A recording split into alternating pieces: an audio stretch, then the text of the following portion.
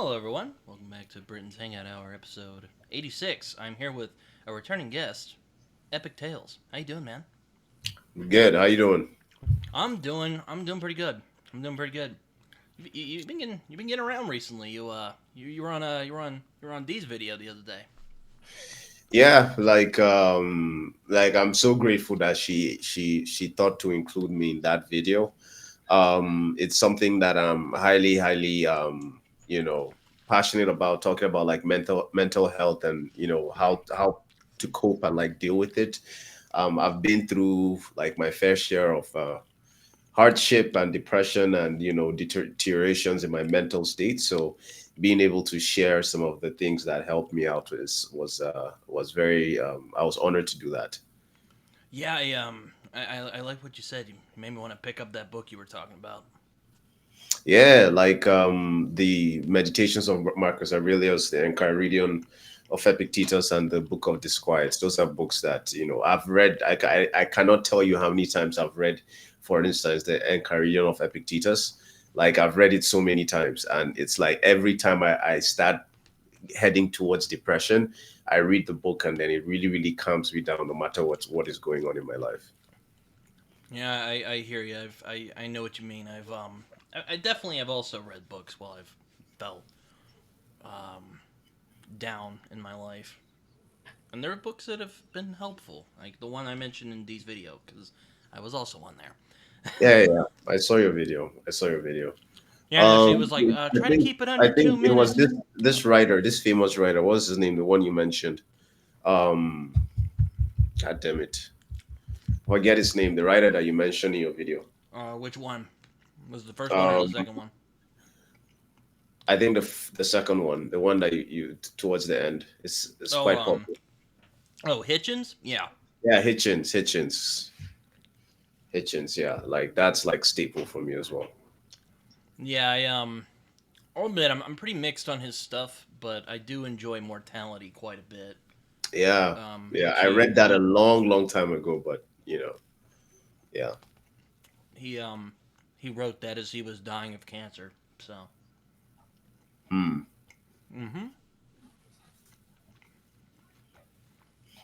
I find that so interesting. I find that so interesting. So I've spoken about this before. Mm-hmm. Like we just like we're talking about it anyway, so whatever. I had this experience like that there was a year in my life where I was my health just like took a tank, like Mm. just like tank downwards. I just all of a sudden felt very sick. Before then, I was athletic. I was, active. I was going to the gym a lot. And then I felt sick. And I was so sick that in 1 year, I almost died like three times. Oh, And jeez. I remember like each of actually four times, but like I remember like each of the times when like in my head I was past the point where I thought I was going to survive. I was like, okay, this is it. I'm going to die. Like I was 100% certain. And then I remember what the things I regretted. I remembered like thinking about decisions I would have made differently.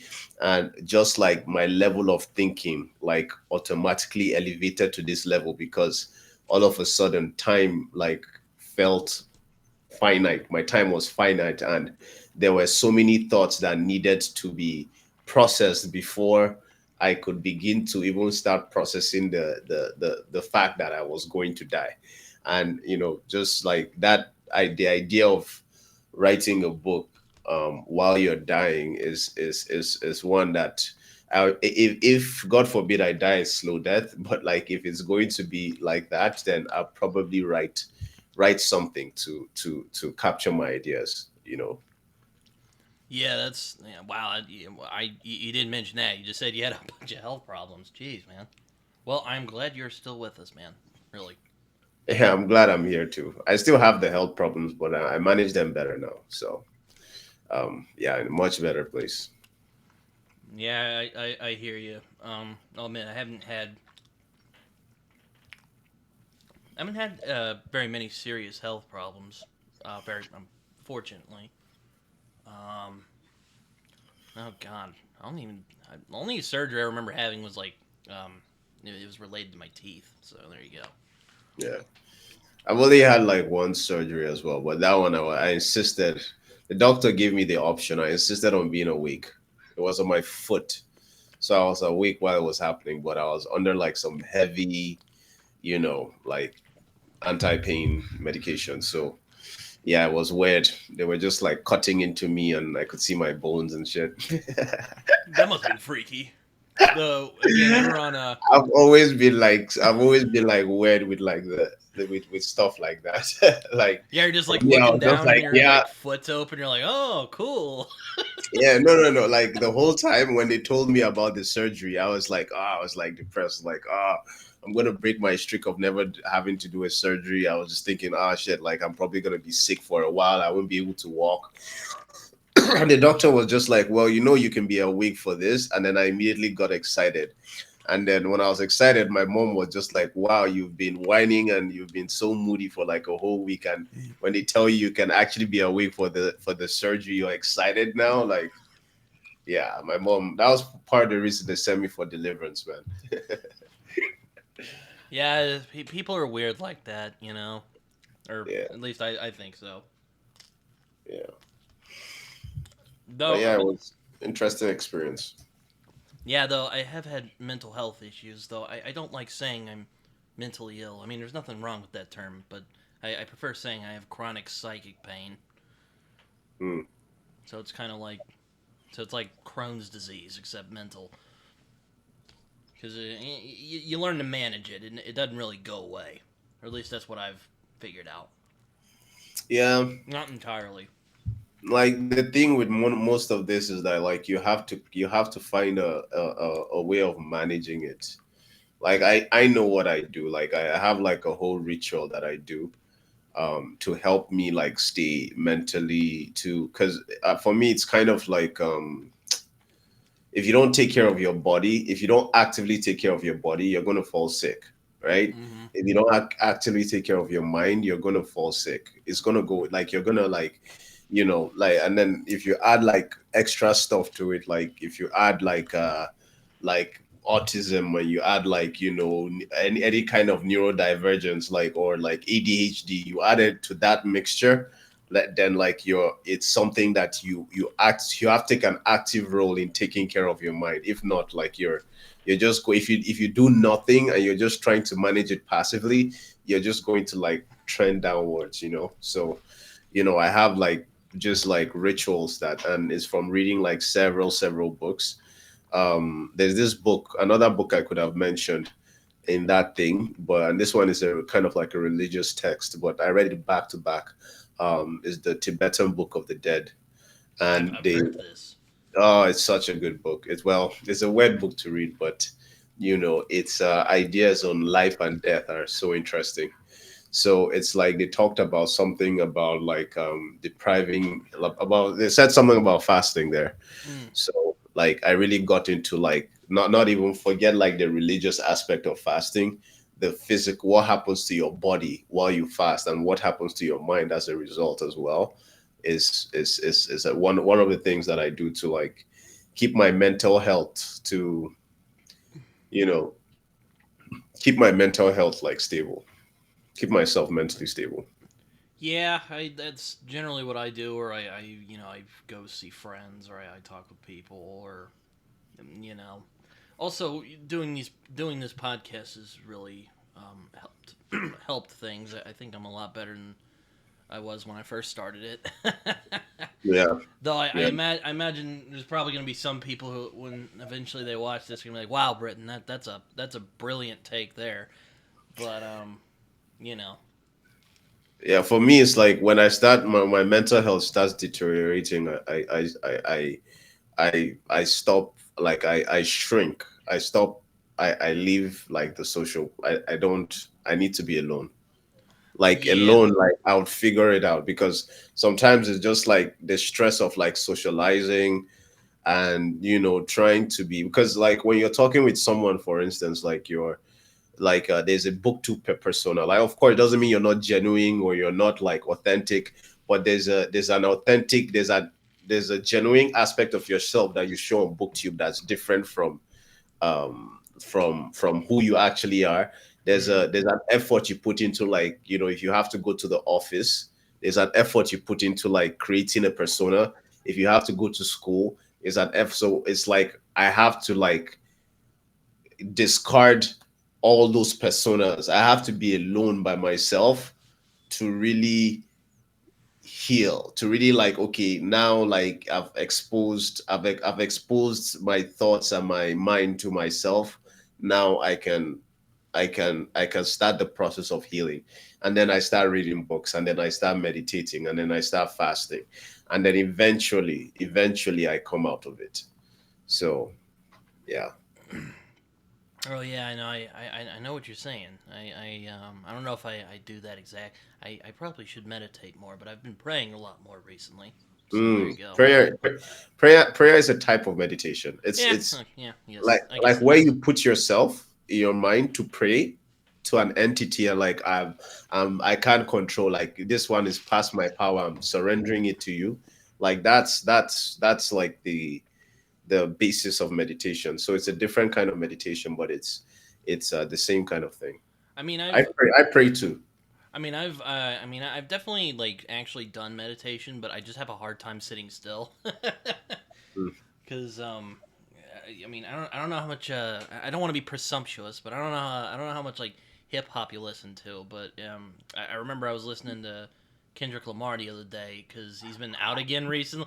Because he came out and he was just banging, Wait, and wait, wait, wait, wait, wait, wait, wait. Are you telling me you've been like keeping up with the Kendrick Drake beef? yeah, a little bit, mostly like Nah, Well, I've gotten like noise complaints. I've argued with my ex. I've argued with friends. I went to the OVO store, you and, went to the and the OVO people in the store. OVO store were like pro Kendrick. So I started arguing with them. Like, nah, man, it took over my life. I got like noise complaints because I was screaming on the phone. No, push ups was better than Euphoria. No, but like there's a line at the end. I think it's like Meet the Grams of that recent diss he did Oh where he's my like God. you're in a war with yourself, which is kind of how I'm like, well, I know in that context he's just like, he's basically like doing the mic drop on Drake, but like that's a good point about like how mental health works. Like it's a war with Yeah. yourself. Yeah. Yeah. You can't stop the thoughts. You find yourself like doing the things you're not supposed to do. You're self-sabotaging yourself, and you're watching yourself do it, and you're hating yourself in the process. And as you're hating yourself, the deeper it's a vicious cycle. Yeah, which is why, again, like it's so important that people take care of their mental health. Yeah, sometimes I've realized sometimes you gotta like sit down and just like just sit with yourself for a minute and then just go back to it. Yeah. Yeah. So I'm going to announce this here. Like, this is a little bit thing, but like I want to get like neon lights, right?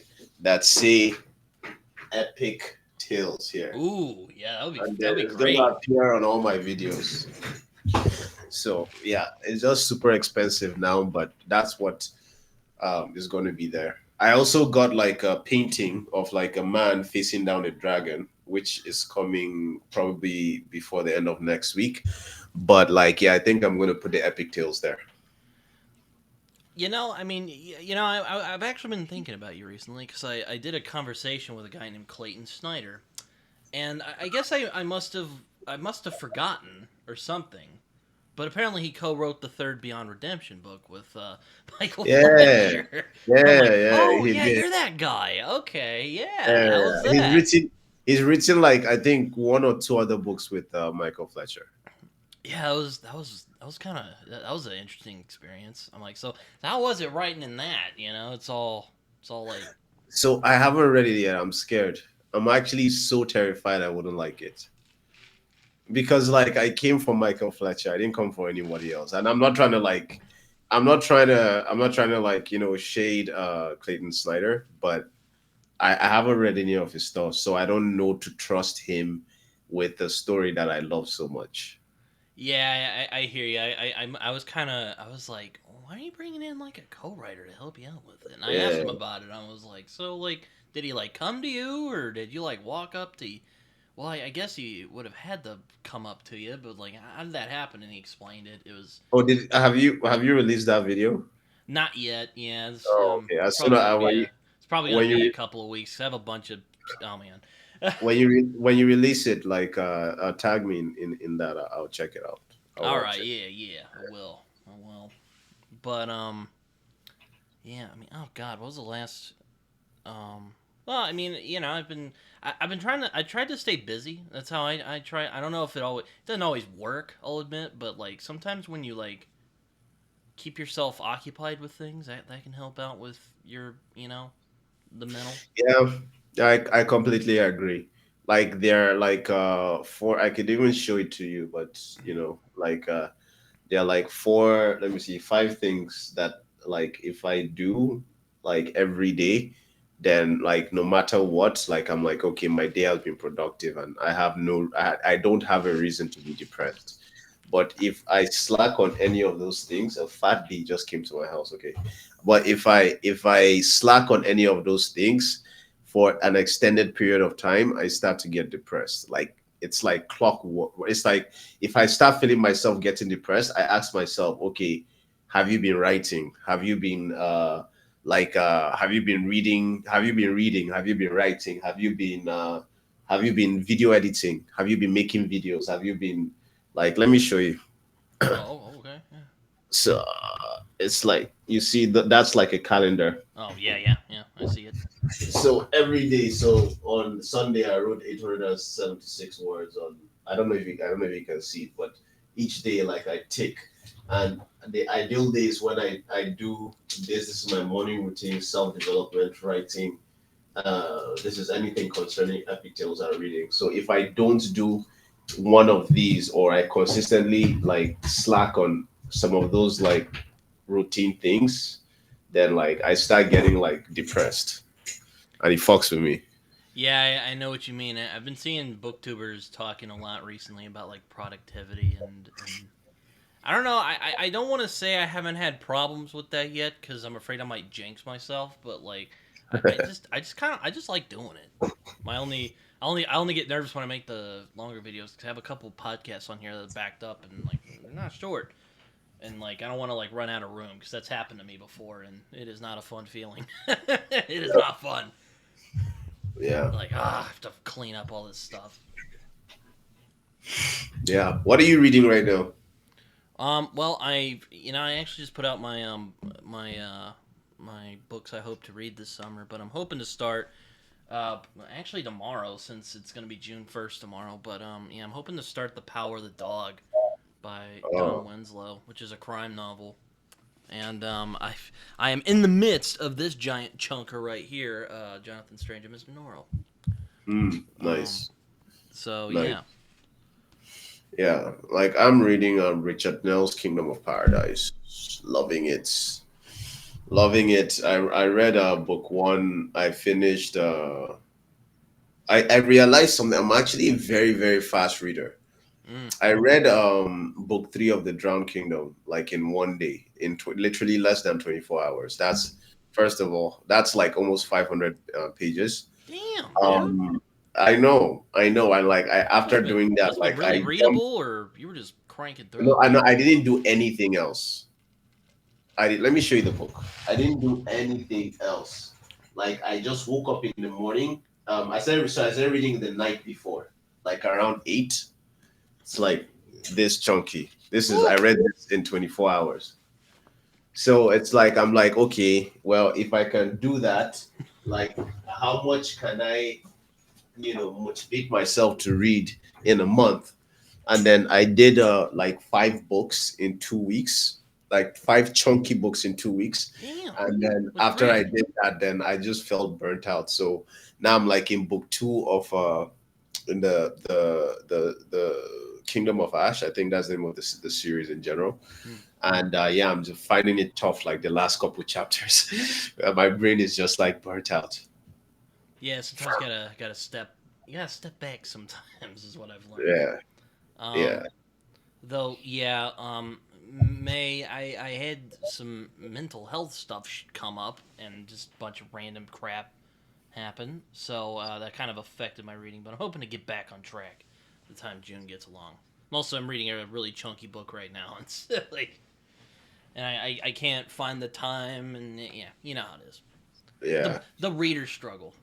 The readers struggle, man. The readers struggle, and it's worse when you're a booktuber because you have to keep reading, man. You can't stop reading, and then you have to make videos on the book you read. So, and then while you're reading, you have to like remember the points that you want to talk about in the book. It's just like, yeah, booktube certainly makes reading more interesting, but it makes reading a little bit more, uh, not like programmed, but a little bit more, studious, more like, Yeah, now I'm not just, I'm doing this for fun, but like I have to like do it kind of professionally also, kind of. a little bit. Yeah, it's weird how it works. I mean, I've been like, God, am I? Well, either I'm like, I'll think of things. I'm like, how am I gonna review this? Or, because like when I review stuff, I generally have to like, okay, I have to have thought about it for a while, and then I have to have thoughts on it. And sometimes you read a book and the thoughts are just blanking at the moment. You're just like, you just need to like sit and think about it for a little bit. I don't Yeah. know. I can't speak to the book's quality, but sometimes that happens. You'll read a book and you're like, I have no idea what I'm gonna say about this. I'll have to like wait. Yeah. Do you sometimes find when you're reading, because you're a writer as well, where like your brain is kind of split, where you're analyzing the book as a writer, but you're also just trying to read the book as a reader, and like you're kind of like having two experiences of the same book, but like simultaneously. I will say yes because it certainly happened. I mean, I like when I mean I made a video about this a little while ago. Like, what do I look for when I'm reading? But I guess it's when I'm reading. Like, I've watched stuff from people like AP Canavan or friends of mine, like my friend Jason, and he'll go like really into like the prose or something, or just stuff he noted. Like, he covered a book that I actually gave him because I hated it, and I'm like, I hate this book. I want to get rid of it, but I wanna I want to give back to the community. And he's all like, all right, he won. So, and I gave him the book, and he's all like, "Oh yeah, there's all these like bad metaphors." I didn't even notice that while I was reading it. There was just some other stuff in there. I was like, "This is just bad." Yeah, like when you read, QM, Narsil, AJP, when you read a book with those guys, like there are several times where I've read a book and then I want to talk about how much I loved it. And then I just mention the name of the book and then they will just go on like paragraphs on how bad the book is. And I'm just like, was it really that bad? And then I'm just like, yeah, I just wanted to mention that I read the book, because you're not going to defend yourself like against those guys. Those guys, like, they No, they, they really really study that stuff. no, it's like it's like they just think about it in a different way than I hadn't even considered. Because like, I think Yeah. that book is bad for certain reasons, but like he was getting like real anal about the prose. I'm like, I didn't notice this, but I guess that really increases the suckage of this book. I did No, not think about that, but but you see, when you start reading classics, right? When you start reading classics, uh huh. right, you notice that like the level of writing in before was like so good.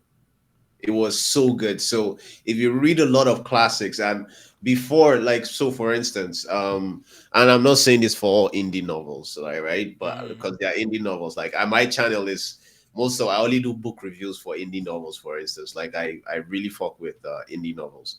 But like sometimes indie novels don't have a certain level of quality when you read them, right? And before I could so easily like ignore it, but then I started reading like Goethe. I started reading like Dostoevsky. I started reading like Nietzsche. I started reading, and like Some I hard started reading like hitters. old classics, like even recently like the Memory Sorrow and Thorn, and what I pick up a self published novel that isn't written well, and I'm just like, what the hell am I even reading? Like it just doesn't in comparison like match up. And I started noticing that, and then I appreciated it for several reasons. First of all, is that definitely has to have a positive quality on my writing. And two is that, like, yes, like I have like my eye for, prose, and syntax has gotten better as well in terms of just reading and appreciating like writing in general. Yeah, no, that's funny you bring that up because I was actually talking with a guy named Tim McKay the other day, and then it made me think of this other thing I'm trying to do with my friend Joe Byrne and Amanda, our mutual friend Amanda, Oh man, about indie publishing, and I'm like, I I feel like there should be a conversation about indie publishing because it's actually becoming a thing now. It's not just like pipe dreams and vanity projects anymore. Like there's like serious people who are really doing this and are really putting out books that they actually want other people to read. It's not just, random dude from like middle of nowhere, just cranking books out left and right. And yeah, like I think there should be a conversation about quality in indie because one like hundred percent, because one like hundred India is percent. already kind of on the is already kind of on an uphill battle because there's going to be those people who are like, oh, it's not real literature, and and you know, I think there should be more conversations about that. I haven't seen It, it because there's so there's something with indie. So some people, right, have to do indie because like they can't afford to, like, do things quote unquote properly, well, right? yeah, I So get that. it's I if you get like good proofreaders, which is not difficult, that's one. And then you get, like, you pay a professional, not like you pay a professional editor to go through your work, like Mm-hmm. skim through it, right? And like make corrections, and then after that, maybe you pay him again to read it to make sure it's clean. Like, there's no reason why your stuff should lack because I've seen indie books with like spelling mistakes. I've seen indie books with like grammatical, like serious grammatical errors, and I know that one particularly annoys Amanda, and that's why she has like a beef with like everyone. But like, it's like Oh, those is difficult to ignore once if you've noticed a pattern of spelling mistakes here, grammatical errors there. Like, it's difficult to ignore. It's hard to focus on the story. And these guys sometimes have like incredible stories to tell, yeah, no, it's I think it's something that should be talked about, and I feel like a lot of not I'm trying to be careful with my wording here, because I've talked to a lot of indie authors recently, and a lot of them are really interesting people. Um, but basically, I think there should be more like of a conversation about quality and how indie publishing will be taken more seriously as we move along. If this is really gonna take off. I genuinely feel like indie like publishing is the future. Like, it's the premise of what makes indie in terms of like the writer having like creative control. And I genuinely think like that's the future because like there's just so much content out there now, and it's the same for social media, it's the same, just the way that the world is right now. There's just like so much excess right now that quality and like uniqueness is what is going to matter. Mm-hmm. So I feel like the model that publishers have, where they push certain kinds of books, and like you have to write a book in a certain way and it has to be in a certain way, I feel like that is going to work against them. And I watched a video. I don't know if you've seen this video on booktube. It was going around booktube like a couple weeks ago, and I watched a recent video about it as well. It was how, like, how publishers were no longer wanted to like publish epic fantasy books. Oh yeah, They I've seen wanted a to couple of start videos pushing, like like, that. yeah, They wanted to put it like romantasy and like cozy fantasy. And okay, I recently watched a video to debunk that. So that debunks that idea. So I don't want to like propagate that idea, but like the Wait, you made a narrative, video that debunks this idea? the video that debunks the idea that publishers are So like are you making like that epic video, or are you talking about someone else? no, no, my point. No, I'm trying to make a Oh, point oh, here, okay, right? okay, But okay. it's like, okay, I watched the initial video talking about how publishers are like, no more epic fantasy. We're looking for romantasy and cozy fantasy. And the reaction, right? The reaction to just like that happening, right? I found very fascinating. Now, even if the information might not have been true, I'm interested in the way people reacted. Mm-hmm. And the way people reacted just showed that like there's a lot of like power shift. Like people know now that like first of all, a book doesn't, even if a book is indie published, it could still be really good. A lot of writers on the comment section of those videos that talked about how publishers are moving away from epic fantasy were just like, well, I was like planning to self-publish anyway. Oh, I just needed to hear this. This is all I needed to hear to take that next step into self-publish. Like it's like people understand that they no longer need the traditional publishers. So it's a matter, and with AI coming up again, it's I feel like people are going to be able to do some amazing stuff in the future. So yeah, I just find that really interesting. I really do believe that the future is for creators and writers specifically to have more creative control over their stuff, which is a staple principle of indie writing and indie authors.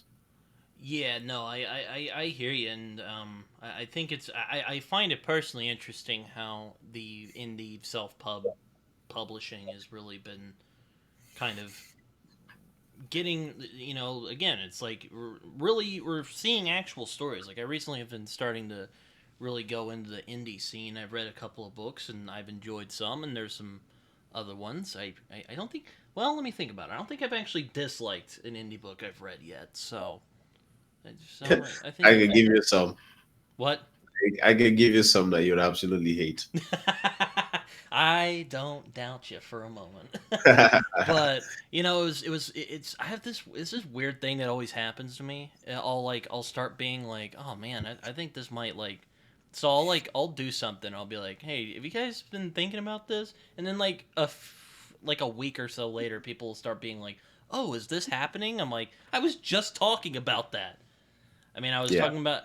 I hate to say that I may have started a movement here, but but I made a video Well, called as a "Is." content creator, that's a good sign. I That mean, means that you need to like, invest in your ideas more. And like by the time it catches on the trend, you've already like you've already been talking about it. So people will use your video as the reference, oh you yeah, I know. mean, well, my I made a video a few weeks back. You may have seen it, or actually, not even a few weeks, but it might have been a couple months ago. But it was about if fantasy was in an identity crisis, because the with I the watched that. Tolkien and Howard model. And I was just kind of spitting out ideas, and ultimately my conclusion was it was, but we're starting to kind of move out of it a little bit because I mean, though I don't think those models are going anywhere anytime soon. I Mm. think that I think it's an interesting conversation to talk about because like there's certain books I'll read like Perdido Street Station, where I'm like, man, I wish there were more fantasy novels like this, but they're kind of in that weird, it's too niche to really kind of pick up. So there you go. That's how I feel about Spare Cuts Through Water. My God. I haven't Like read that book. That's like it's like I was talking about Lonesome Dove on my most recent video today. Like that's one like everyone and their grandma's telling me to go read. so It's so insane. it's the prose is really good. It's not perfect. It's really good. It's not perfect in the sense that sometimes I feel like the writer should stop and he keeps going. The image is clear, right? Anything you say past this point, past this past this range of sentences can only make what you've described previously deteriorate, right? And he Fluff. keeps going. So that's the one thing about his prose, and he doesn't do it all the time. And I feel like there was some times where he was, trying to lecture on like on some ideology, right? But he kept that short and sweet, thank God. But aside from those two things, right? And okay, I know it's controversial. The fact that he had a happy ending. Yeah, no. But like aside from those things, like bruh, like that book is epic as I'll have to fuck. read it. Like It sounds like there something I was would take to. there was a scene, right? And I was talking to Matt about this scene. And yeah, like the most horrible thing was happening. And I was giggling like a girl. I was like so excited. And at the end of the book, I was like, what how would I categorize this book? It looks seems to be under like it could go into romantasy, it could be grim dark, it could be like you could literally take your pick and categorize this book whichever how it's definitely high fantasy on some level. Hmm. um and the writer had also did something crazy where he wrote some parts in second person, he wrote Yeah, some parts in first person. And it's like the way he put everything together, I was just like, this is art, this is like high art type, like. And that was his first book as well, so I have really really high hopes, and I believe that was indie published as well. So I have really really high hopes for that writer, and I wish there were more books like that, which is why I'm going to read Vanishing Birds, Simon Jimenez. yeah. I've heard very good things about both of those books. I know Evie from She Was Only Evie, just Ah, adores Spear Cuts Through Water. Um, I mean, I think I'll admit, I think my reading list is a bit stacked for this year, so I might have to wait a little bit before I get to them. But yeah. Spears Cut Through, it is on my list though. It is on my. I did read a little bit of the Amazon sample, and I'm like, second person. I generally don't read those, but I'll try Uh, it and see how it is. Trust me, trust me, trust me, trust me, trust me. You'll get over it. So it's like, have you read? You haven't read The Darkness That Comes Before. You've read like Blood Meridian, right? Yeah, yeah. Like Well, your brain just needs to adjust. Like you just need to keep going on, and then once your brain adjusts, you fly through it, and you would love it for what it is as well. yeah. No, it's funny. My friend Jason, who I often bicker with about fantasy. He actually read The Darkness That Came Before, and he actually Mm. really enjoyed himself. Or well, I don't No, know. no, no. I don't know. I I don't know if he. Well, I don't know if enjoyed's the right word. Cause I've heard it's a really messed up book, but he appreciated it a lot. Though I it's, thought it it's was kind of hilarious because like what in the like character called isn't his name Kellis? You've done a video about him, haven't you? yeah, careless. Yeah, you didn't really care for that character. I just thought that was I don't know why. I just thought that was funny, just because like he's the Nah, most popular character. you would need to read it. I love and I hate Kellis. Like I love Kellis so much. I love the character from like a writer's perspective. Like, holy shit, how can like a character be like Kellis? Like how can the composition of the things that makes Kellis? Mwah, love it. On one hand. Now on the other hand, Kellis as in what he's doing in the book, like what there's no one is a big no, you haven't read a bigger asshole. Probably he's like he's psychotic. He's not as depraved as Judge Holden, but he is just as dead inside. I've noticed recently I actually like characters who are kind of like forces of nature, I guess, or aren't Yeah. necessary like not necessarily. I don't want to say they're not human, but like there's this, like Anton Chigurh or Judge Holden or even like the Bigger than Joker, life kind of like characters basically. where it's Like kind of like larger than they're life. not really people. It's more like a force or it's like a Yeah, personification of something. yeah. Though, But you see, my issue, no, it's not an issue. It's not an issue specifically because Blood Meridian is what it is.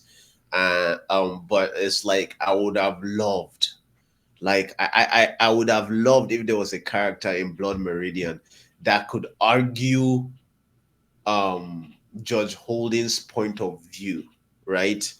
like, and he didn't have, because I don't think you can win against like what the judge was trying to convey. Like it's like it's almost like an uncomfortable truth about reality, and like colonialism and death and war, and everything he was talking about in that book. But I would have loved someone to be able to argue a different perspective and not seem like stupid.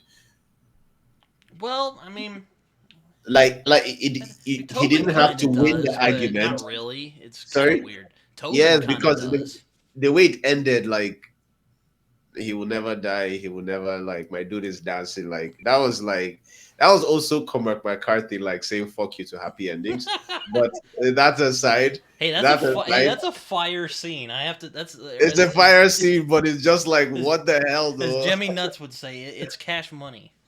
Yes, but then at this, but like I would have just loved if someone like could argue with him, and I could come up with different ideas from the clash of Judge Holding and somebody else debating. Yeah, Like yeah. No, Judge I see Holding what you're was coming too from. absolute. He was too absolute, and I enjoy it for what it is. But I'm talking about, like, okay, yeah, I would have just really liked it if he had somebody else to contend with him intellectually. Yeah, that definitely would have been. I mean, well, I mean, I think there are reasons for that. For one, the people he's talking to were a bunch of like savage degenerates who were like murdering people for money. Yeah, But yeah. and like number two, I think a lot of it is like they're scared of him because Yeah. he'll just do the most horrifying things for fun, basically.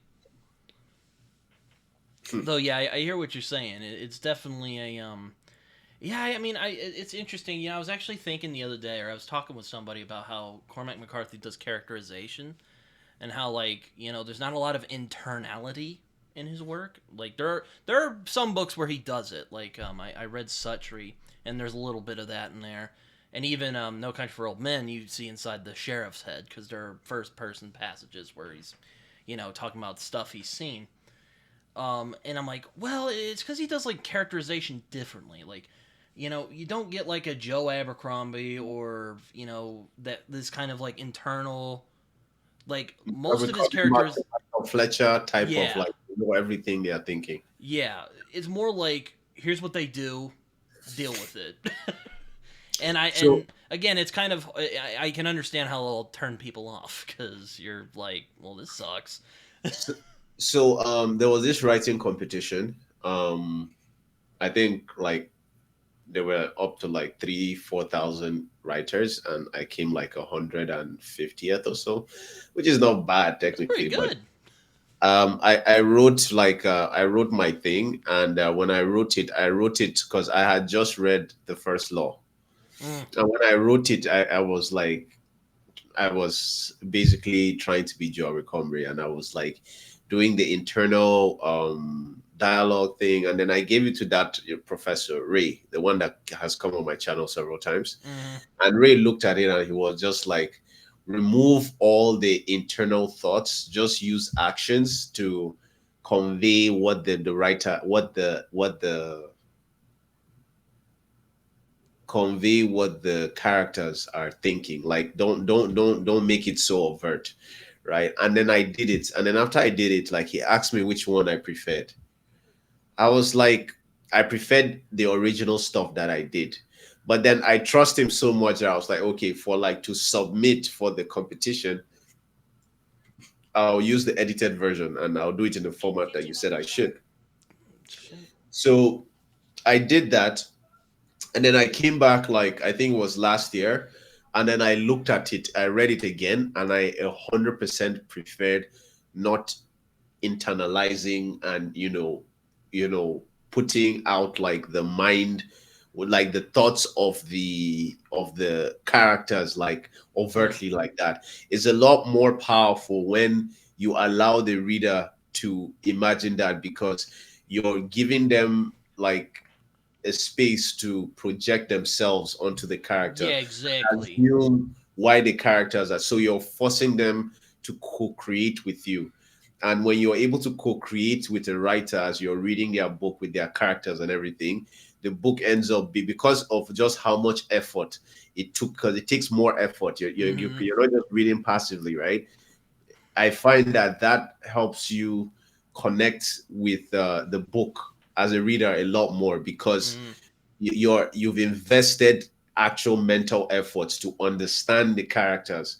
And if it's done well, like on a level of Cormac McCarthy, then, and even R. Scott Baker, because he does that with Kellis, then it's like, it's, you're talking about like a classic, like, well, if you do it really well in terms of just like the characterization and stuff. But Yeah.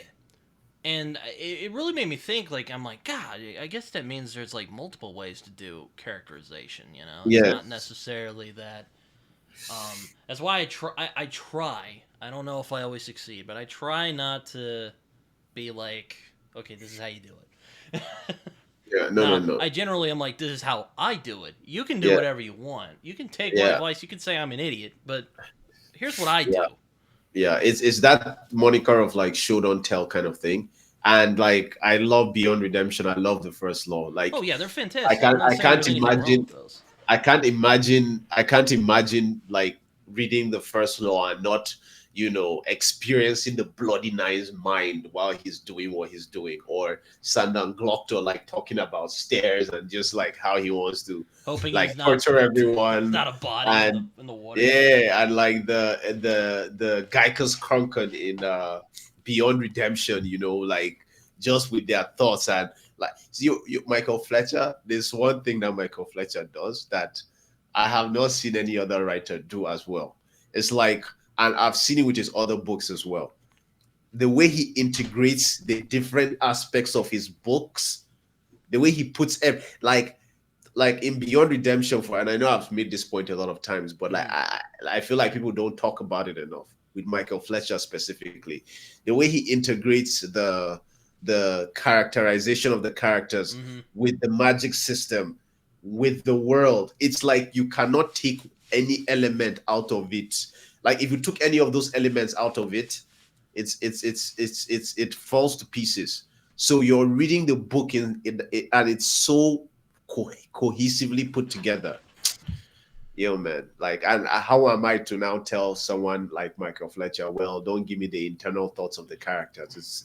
That would be me Yeah, talking I bullshit. feel like it's kind of weird because I've talked about prose before on my channel and with other people, and I'm sure we've talked about it a few times, where I'm like, like what should it do? And like, there's nothing wrong with like internalized thoughts, like what Joe Abercrombie does. He's very good at it. He's just the first one that pops in my mind anyway. Um, but like, and there's different ways of writing. I think that, or not even. I think I know that doesn't make one like superior over the other. I guess. I thought I had it sounded better in my head. No, no, no. But like, make your point. Oh, Like, my I'm leaning forward. I'm trying to like listen to what you're saying. Like, make your point. my point. I guess the point I'm trying to make, and I've made this point before, but I think that the prose of a story should be appropriate to the story that it's telling. 100%. And One hundred and percent. it's a similar point I've made about other topics as well. But but yeah, that's kind of the mic drop of the whole. Yeah. No, I agree with that. I agree with that. It's like if Joe Abercrombie had written First Law in the way of like, I don't know, Blood Meridian, we'll say, because I don't say if he had blood. written it like that, I don't think it would have worked. I don't know, man. Like, Well, maybe it would Cormac have. I don't McCarthy know. is a bastard with his pen. Like, if it was, I don't Cormac McCarthy. I feel like if Cormac McCarthy was writing those characters, I think Cormac McCarthy would have been able to pull it off. It would be a different book for sure. But like, I don't I know think if it it would would be be, like 10 times darker than what Joe came up with. it would be 10 times darker, and it would be it would be wow. Can you imagine Glotto or like the Bloody Nine being darker than they are? I know. It's no, it's Like that's like that would be mental. yeah, That would I be know. That's the thing, and like, there's probably gonna be people in the comments who are gonna be like, "What are you doing? What are you talking about? They're pretty dark already." I'm like, but like with yeah. Like, there's people who are always like, "Oh, Joe Abercrombie, I don't know who to root for." I'm like, okay, in the book, when you read them, there are characters in there that you feel for and you really want to succeed, and there are other characters that you don't like that you don't want to see succeed. So it's just like, Yeah. I don't know if Like I McCarthy would do that. Yeah, but yeah, I feel like with McCarthy's book, you know who you like. Like it's very yeah, it's but then you see so it for the effectiveness for okay, so Glocktor is a scary character, right? Well, yeah. It's a, Hmm. it's a scary character, but like the judge is a scary character. Oh, yeah. Now we've seen like the judge, just take action and Oh, then through dialogue explain something completely esoteric, that's and then you're like, okay, this is who he is. But then we've seen the mind of Sandon Glockter. So I feel like there's an extra effect when you do not reveal too much about their thoughts, where it's like you are left to so it's like where is the scariest, what do people find scariest, right? It is what they come up with in their imagination. And I what they think don't Cormac know. McCarthy is an expert in manipulating that.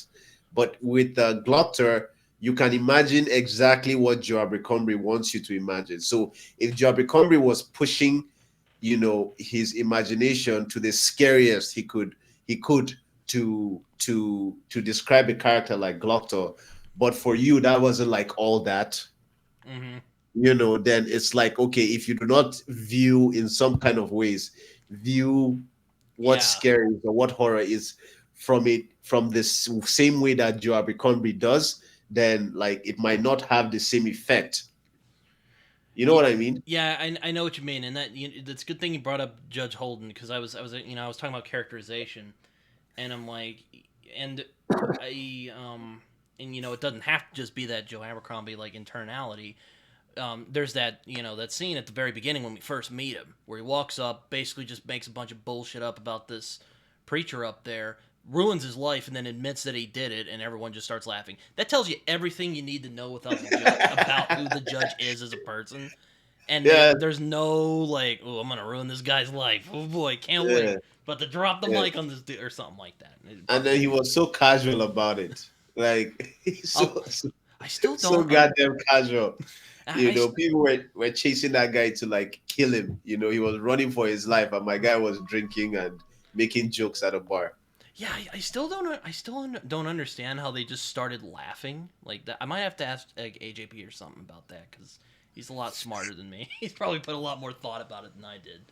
But I'm just like, Um, God, but I feel like their laughter just came from like shock and yeah, that's kind of maybe like shock, or just like, because sometimes like when I'm in a weird messed up situation, I just can't help but just laugh, because it's just yeah, that's like when the macabre becomes like funny. There's something that they said, and this was like after Get Out came out, like the Key and Peele, like Key and Peele, the yeah, comedian. yeah. I know Yeah, that. and he wrote like Get Out, and they were Hmm. asking me, "How did you write something scary?" And then he was like, the line between comedy and horror is very very thin. It's like tonality, like timing, and like setup generally, but it's like almost the same thing. So um for the way the judge like communicated it to those guys, like it just sounded funny, like damn, like this is what this guy's life is worth nothing, absolutely nothing to me. Like I am that guy that comes and ruins his lives, and I don't even like, I'm just chilling about it, like I don't even care, and I don't even care to lie that I lied. Like what are you gonna do, like Yeah, yeah. like That's a good point. like like what are you gonna do? I just feel it's like the setup, like I'm like there's nobody, I'm the baddest person in this room, like period. Yeah, or it kind of goes back to my point about prose.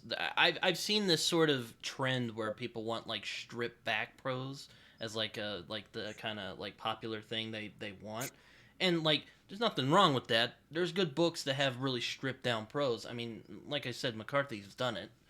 But like like think of something like Blood Meridian, or you mentioned Friedrich Nietzsche, or Yeah. some of these like classic authors. If they had written with stripped down, if they had written like stripped down with the work they did, they wouldn't work. It just wouldn't Yes. work the same way. Yes.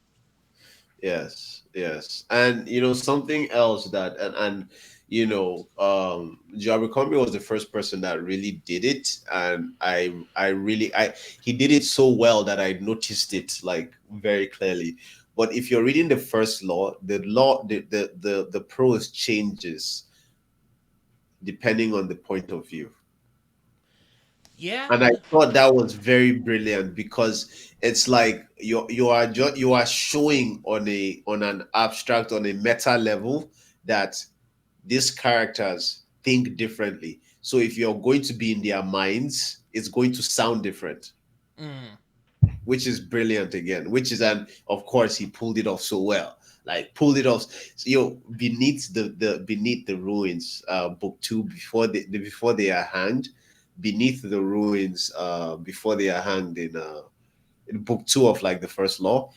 That's one of my favorite chapters. Like I sometimes felt that's like when they're underground and the Bloody Nine when they comes were out, right? underground, when Pharaoh and Logan were on the ground and they were trying to like make their way back up. Oh, that's My right. I God, remember that one. my God, the pros in that thing. Like I'm not someone that will 100% praise like Jarvis Combry's pros so much, but like what he did in that chapter in describing the events and how he put it together, just absolutely fucking brilliant.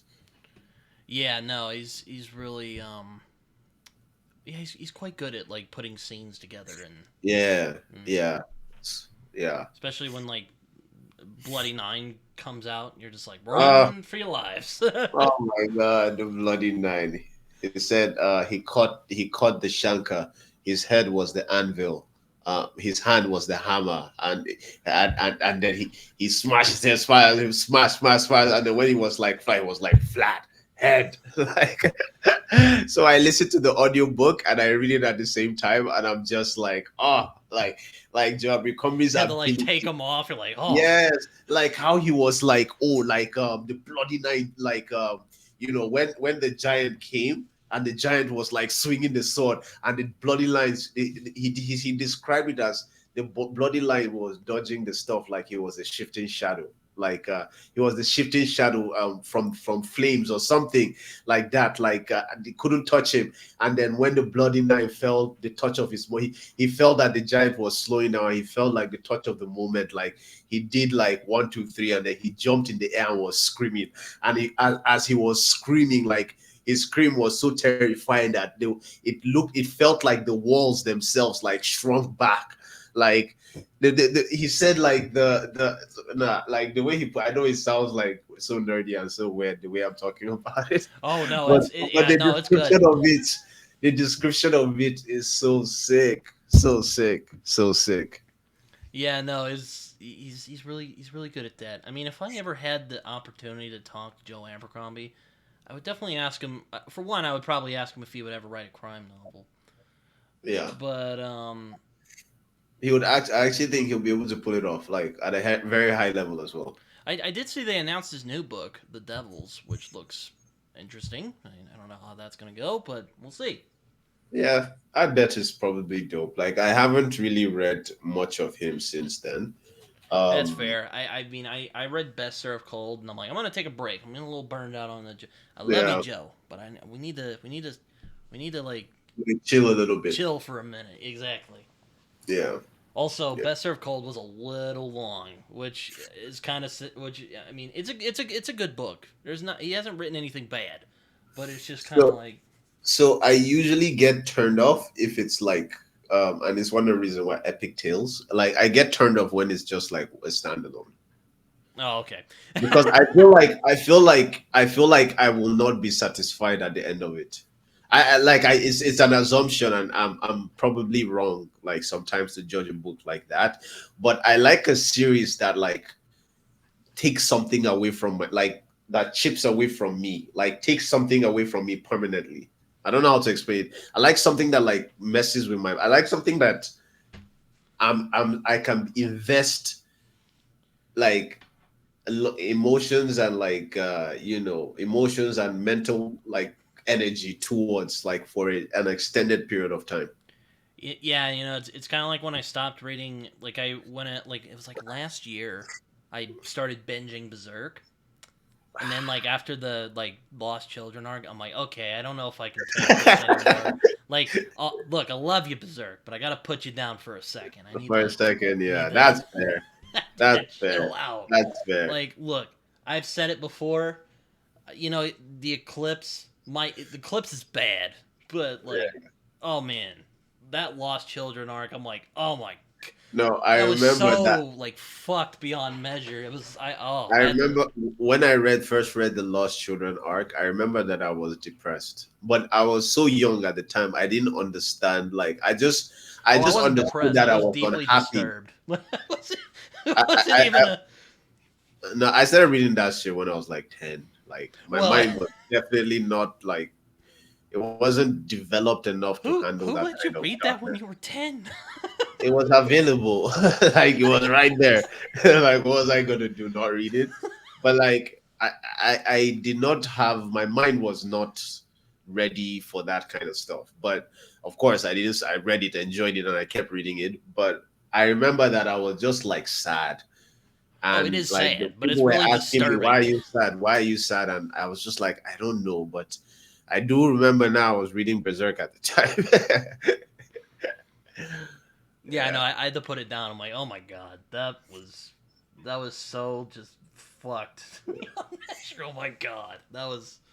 It was funny. I was talking with AJP the other day, and we were talking about Berserk, and it was a good time. yeah.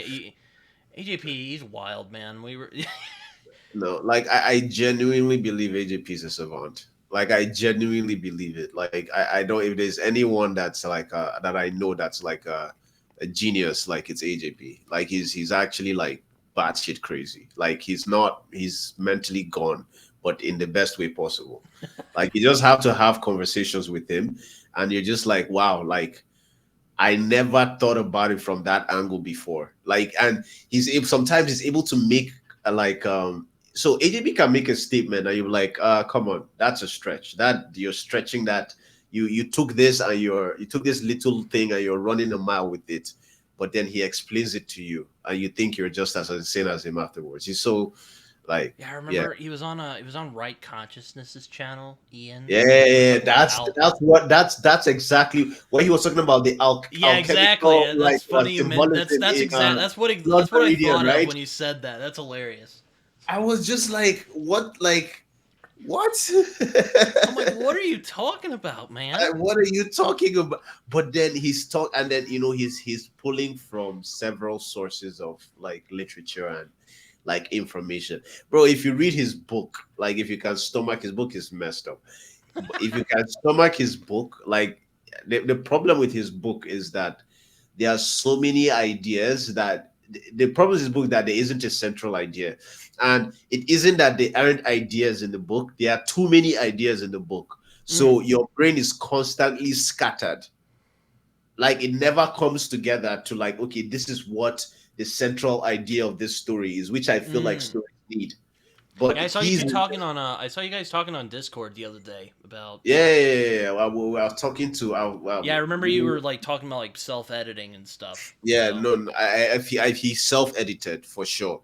Like he needs someone to be strict with him and tell him you need to take this shit out.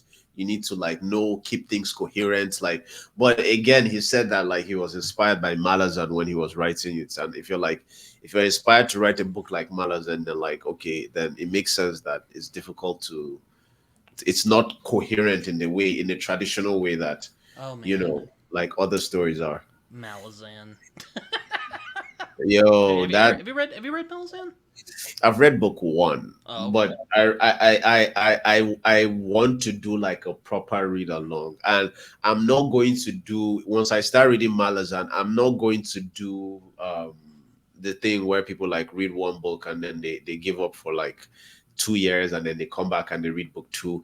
Like I want to just binge that shit, like fry my brain absolutely, like absolutely fry my brain, and then I want to start doing So like you're character pushing it study. to the limit. I take Yes, it. I want to like push myself because I feel like after I read a book like Malazan, I feel like nothing, like there wouldn't be anything else in existence I wouldn't be able to read. Just like the mental muscles of reading a book like Malazan. Malazan is a classic, man. It's good. It's a fantasy classic for sure. Yeah, definitely. I mean, that's another one. Like everyone, like everybody. Well, it's probably the most polarized of the fantasy series I've heard about. You know, like where a lot of people have opinions about it, and like they don't know. Like it's not one you'll feel lukewarm about. It's one of those. It's Yeah, one of those one hundred books. percent, 100%. I feel like majority of people give up. Like I know for a majority of people give up, but then I also feel like a lot of people want to be able to say they've read Malazan. A lot of people, but it's like if you find like the core audiences of Malazan online, like those guys are crazy, man. Those guys are crazy. Oh, Like I haven't even looked because I don't want to like like I want to go yeah, in as blind as possible. yeah, no, like bro, like if you're ever picking up Malazan, let me know. Let's do it together. Let's Yeah, kick our man, lives together. that would be Like great. Just have a discussion. Be like, yeah, so like like on like 1 to 10 grimdark, like how grimdark is it? it's right up there. It's as grim dark as grim dark gets. Like it's right up there. You know the funny thing, Erickson and Baker are friends. That doesn't They're shock like me. actual, it's like Canadian like writers. They're like boys. Yeah, no, yeah, I've seen people talk with Erickson. I've even seen him comment Yeah, on videos, which is yeah, pretty wild. yeah. No, Erickson like before, like I think like 2 3 years ago, like when BookTube, when I joined BookTube, he was very active in the BookTube community. And then like there was some controversy that started happening and in BookTube, and they kind of like pulled him into it, and they started this discussion, the same thing that Amanda complains about, if like that, if writers should be in like book review, it should be in reviewer spaces, and if reviewers should be in writer spaces. And that was what really started like the, if you know your BookTube history, love. But if you know your BookTube history, like that was where it started. It started from what's his face. I'm sure there has always been like a greater debate, but in BookTube, like that debate started seriously because like Erickson was so like he would, anyone that asked for an interview, he would go give an interview. He would have like long discussions with people Well, about I the that book, and after a while, he was just like, I have a I don't few think there's friends. anything necessarily like wrong with that per se. I mean, there. I mean, when we're talking about like Amanda, we talk a lot, and we've talked. I do agree with her that like I do think there should be boundaries between like reviewers and authors. I think that's fair. Now, I'll I've had discussions with. Now, I don't. I think it's okay to have an author on your channel and talk with them about their books. Ask them, hey, what were you thinking when you did that? I've done that before. So I don't think there's anything wrong with that. Um, So Amanda's point, right? And I don't necessarily agree with Amanda, mhm, right? But mhm. like I see her point very clearly. You know, Yeah, it's a no, valid point. same here. Yeah, So if you make a friend, if you interview a writer and you become his friend, are you still objective enough to talk about his book? I understand like she's looking at it from a very like purist kind of way, right? But very purist, very like absolute kind of way. Like you can't be objective if you're reviewing the book of your friend, kind of, which I understand. But I personally would lean into that. Like I want to talk about my friend's books. I want to like.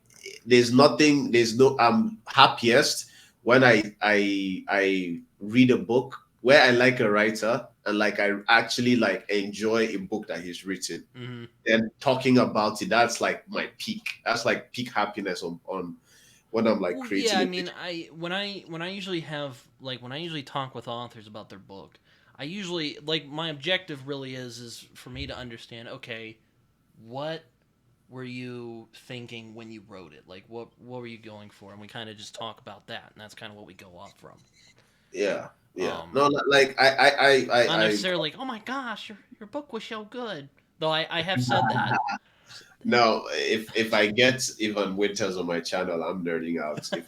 Yeah, that's fair. If I get Tad Williams, like I'm gonna be a fangirl. Like I don't even care. I wouldn't blame you. I I would. don't like I'm doing this for like of course I'm doing it for the people and like my subscribers and everything, but there's also a very selfish aspect of this for me. Like I'm doing it for me. Like if I like your book and you're on my channel, if Michael Fletcher came on my channel, my God, like I'm sure you could do it. I think he's on no, no, Slowly I know Red's I can. I know I can. Discord. I know I can. I know I can. I just want to, and I'm going to. I just want to, like, you know me. I try to. I can't do what you do, man. I I can't do what. know. Yeah, I But know. I eventually on my channel, I'll start bringing authors and Michael Fletcher, like even Winters has already agreed to come on my channel. Like he said that as soon as like the third book in his Rage of Dragon series comes out, he said he's going to come to my channel. You know, Um, I do have the Rage of Dragons over there. I was gonna read it. You know, I was going to. I have it on my list of books to read sooner because I yeah, have a literal list. I've written down books I'd like to get to sooner than later, and it's on yeah, there. I just haven't gotten to it yet. It's ridiculous. yeah. You know what stresses me out? What? I also have that list, but I'm so far I've been getting like stressed out that I won't finish it before the end of the year. Oh man, that yeah. Yeah, Like I'm just I I'm gonna don't even move. worry about that. I'm like, you No, know I what? worry about that because then I'm thinking, wow, so that means that like some of the books, that means next year I will have less space for new books. That is my stress. That is just like, Oh, that's why I was like, when I was reading like 5 books in 2 weeks, I was like proud of myself, but I couldn't keep going. I couldn't keep going. Like life kept lifing at me. So, yeah, I know what you mean. You know, I started a well. I mean, I started a summer class, and that's kind of why I had to tone down on the podcast for this week. Because well, except for the one we're doing, because I'm not in school today. But I'm like, I'm gonna figure this out, and then I'm gonna start podcasting. yeah, yeah. Also, I've been, bro. Let me tell you, it has been fruitful talking with people on the pod recently. Like people Bro, I just can imagine. I can imagine. I can imagine. Like bro, the main we've been point of this cooking, as they like to say, as the kids like to say. cooking, whipping it up. You know. Yeah, Yeah. no, it's uh, it's. I was gonna, but you know, yeah, I was gonna go with yeah. We should do a Malazan read along. Like, if, I am. I will say, and this is a announcement. I guess I'll just do right now. But I am considering starting Malazan next year. Shocked Pikachu face. I know. Because you know me, I'm real stubborn, and I'm like, and when people are like, "Hey, you should read this popular thing," I'm like, I don't wanna, like, I wanna wait, yeah, you know. But like Yeah. next year maybe, Yeah. maybe I I'll. think I'm probably gonna start this year because I've been procrastinating doing it for too long now. Um, there are certain books like that I want to review on my channel, and then after I review those books, I want to reread, R. Scott Baker's The Prince of Nothing, all 6 books, like back to back to back to back. And then I also want to read Malazan. And if I can do those, if I can do that, then like I'll really, really feel like I'm accomplished. I don't think I'll be able to finish. I might be able to finish the Prince of Nothing because I've already read the first 3 books, so I won't be skimming it, but I wouldn't like. It's gonna be like my first time where I have to go like 3 chapters back to like really confirm what is going on here. You And won't have to like concentrate as deep because you. yes, I'll have to concentrate too much. And then I want to carry that momentum into book 4, book 5, book 6. And I'm like, okay, I'm done with this series now. Now I'm going to go into Malazan, and then Malazan, like even while I'm reading Malazan, I can be doing other book reviews, and I can be You know what bugs me about like the Malazan discourse on like BookTube? Like no one talks about the cool stuff. Like everyone's always like, "Oh, it's complicated. It's not for everybody." No one like I watched going back to our no, mutual friend AJP. yeah, I saw a little clip you had from like I don't know. I guess it was like a podcast or something you guys were on. But he's all yeah, like, "Why does no one talk about the dinosaurs?" so, yeah. On and I'm like, that shit actually Dragon sounds demon really cool. dinosaurs with swords for hands, I and know. I know. That's one of my favorite. I wanted to start like a podcast thing with AJP, but AJP, man, AJP has too much going on for some time, so Yeah, I it's know. I difficult. had him on this podcast. I'm like, so are we good? You're not gonna like, cause like I had him on to talk about Suttree, and he kept like cutting out, and I was like, all right, we good? And he's like, we should be, and I'm like, okay. Yeah, like he just has like a lot going on, but I could totally see like AJP, man, like AJP needs a platform. Like, he really is, he's an artist and he needs a platform. He needs someone to sponsor his life while he just like creates and talks about whatever You he should wants go to to talk about. like the like, oh god, what's that science? It was like in New Mexico. I can't think of it. It was like that Santa Fe thing that Cormac. They should just throw money at him, like they do Yeah, with Cormac yes, McCarthy. pretty much. Be his patron. It's his sugar daddy. Pretty much while he's writing Yeah. books. Well, if I had the money to, I will 100%. Like I believe in his talent so much, but yeah, but he has a lot going on all the time, so it's difficult to get a hold of him consistently.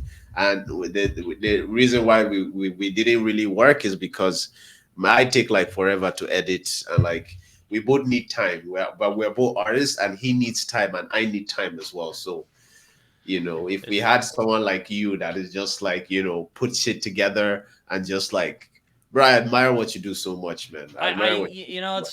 that's always it's always like I always am touched when you say that because I'm like man I wish my because like at the same time I'm like man I wish I could like make those like great quality just like bam I just Bro, it's overrated. It's overrated. Like honestly, there's for me, there's an ego, there's an OCD, and uh this is like some mental health shit. There's an OCD and there's an ego like thing happening there. Like the ego aspect of it is that I see that I'm improving, and I mm, have like the moment I'm finished the video, I can already see like 10 things I would have done differently, and I'm like on the next video. So the next video is like an exciting project for me. So it's like I keep going, and because I can see myself improving. And then the OCD aspect of me is that anytime I'm doing something, I'm like, is this the best it could be? mm, Like, is this like, but that does nothing for a commanding, like presence, like for building a community. Like community needs like you to show up consistently, and I've been trying to do that, and my yeah I Discord mean has, has been getting more and more lively, but it's like it's difficult for me to like and I told you like I'm a bit I'm autistic as well, so like mm. be putting myself in a social situation, I'm putting myself every time, it's like a challenge. I know what you mean. I'm always like it's kind of funny because like a lot of people are like oh man you do it in like one take how do you do it I'm like oh it's not just like one take just one it takes a couple of times before I'm like okay I'm good with this like Hmm. I have to like hype myself because like Yeah. I have to But feel like then, I'm bro, better at I'm always feel like I'm better when I'm expressing myself through writing than I am when like you have, let me check out your channel now. I You know have I have a like, lot of videos on there yeah, you have like so many videos, man. And I remember when you had like just 20 videos.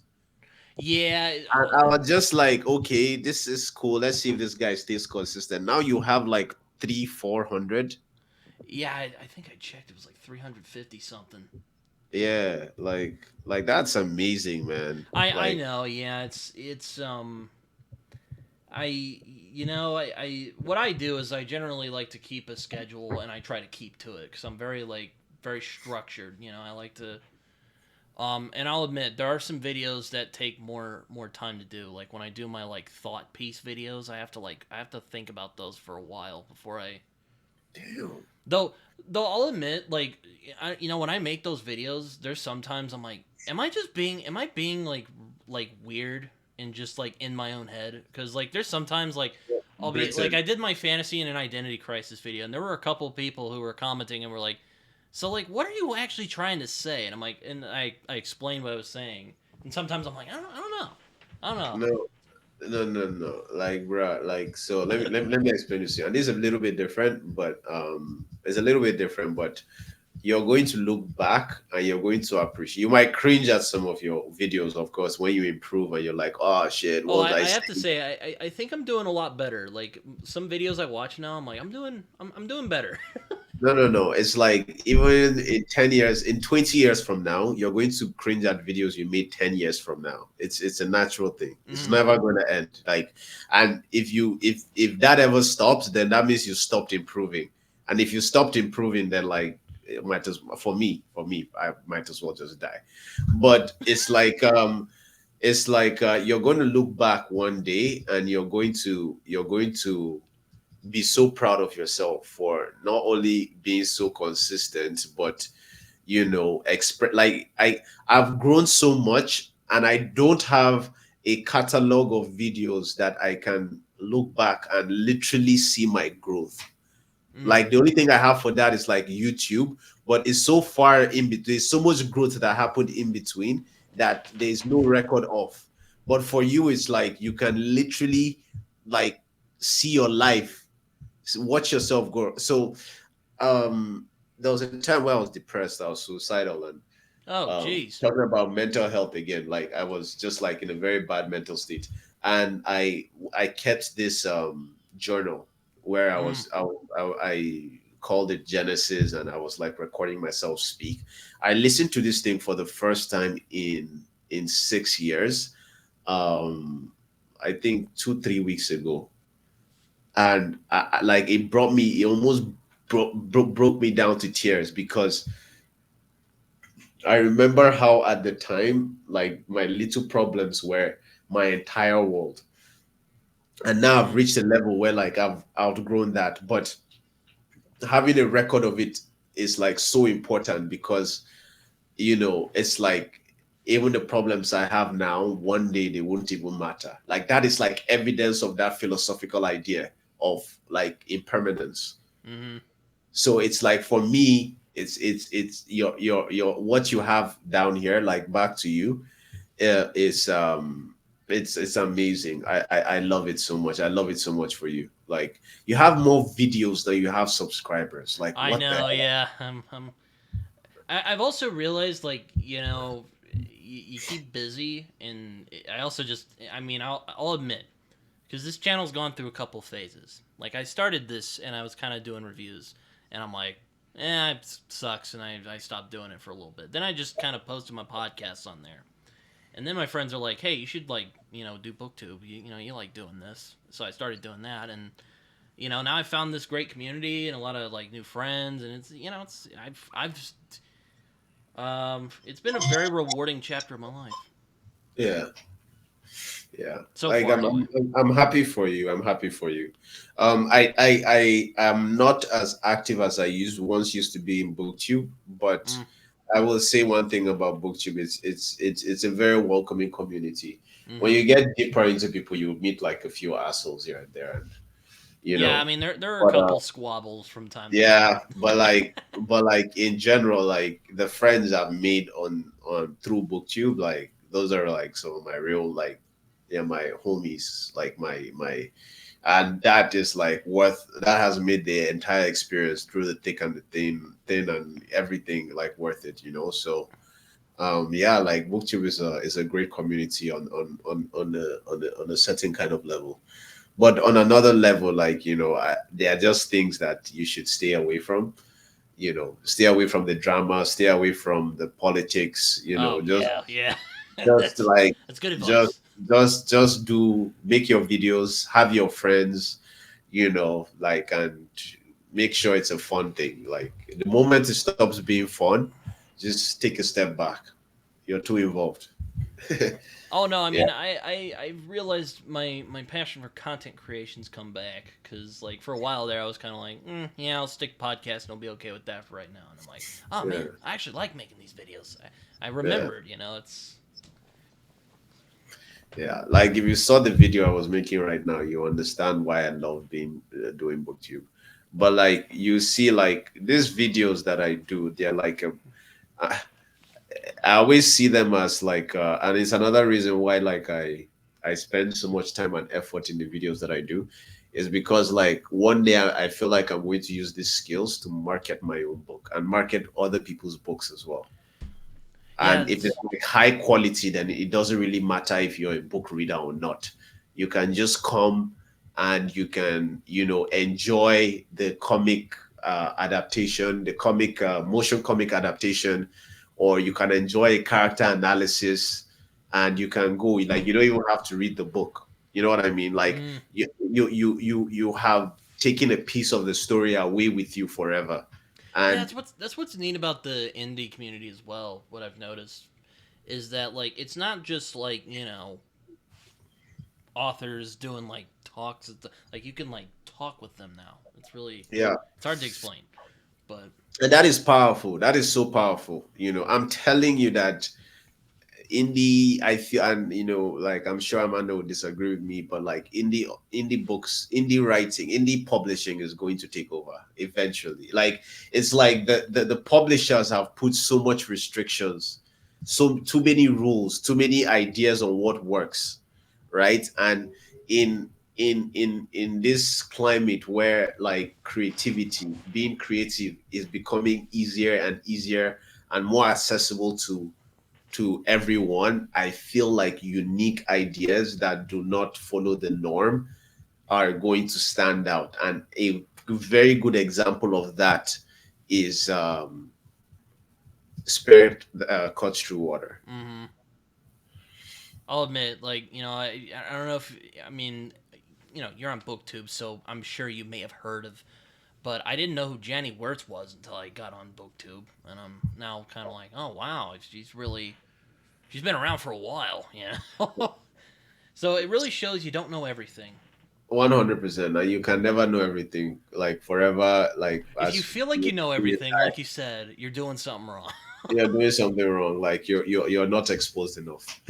you know you're really not exposed enough. Like booktube has educated me on like so many levels. I can't even trip on that. Like I don't think I would have found like Beyond Redemption if it weren't Yeah. like I so I watched like Slowly Red's video and I'm like, man, I want to read that. Yeah.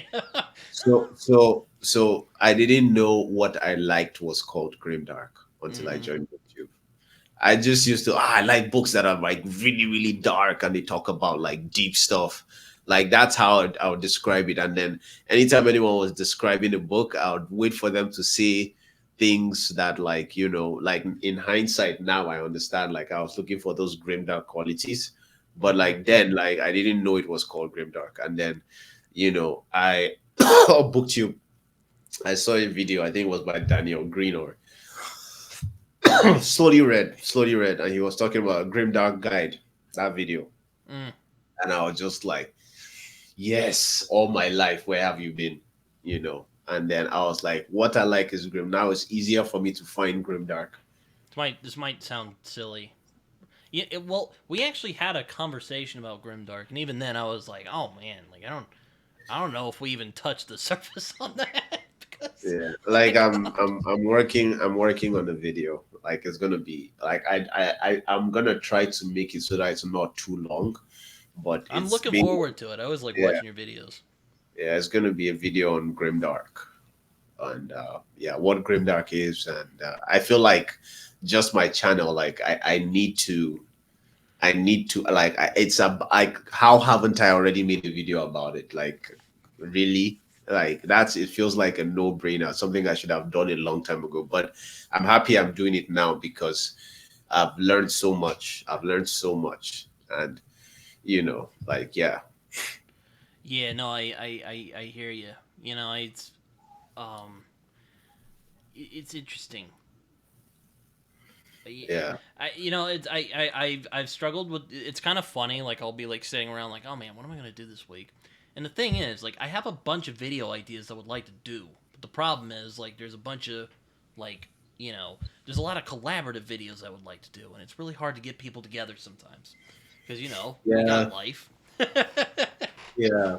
Yeah. Like for One of the me, things I like about you, I'm like, hey, you want to do this thing? He's like, yeah, sure, let's do it like tomorrow. I'm like, what? I like how you're just like you're ready to go. Just no, the thing about me is that if because I know something. Like if I start procrastinating, I'll probably never do it. If you asked me, oh, let's do a video, and I'm not like, let's do it tomorrow or let's do it next week. Like if I don't give you a date, then there's probably a part of me that doesn't really think it's going to happen. fair enough. But no, I'm saying this like I like that you can just be like I'm ready to go. Let's do it. Yeah, I'm like this is Yeah. great. I also want to get like more comfortable with like live streams because I feel like for some because I don't release content as frequently as I would like to. I feel like I would want to do live streams every week because I want to stay connected with my community. Hmm. Like just so that they know that I'm still here, I'm working on projects, but in the meantime, let's talk about whatever books we want to talk about, and so on and so forth.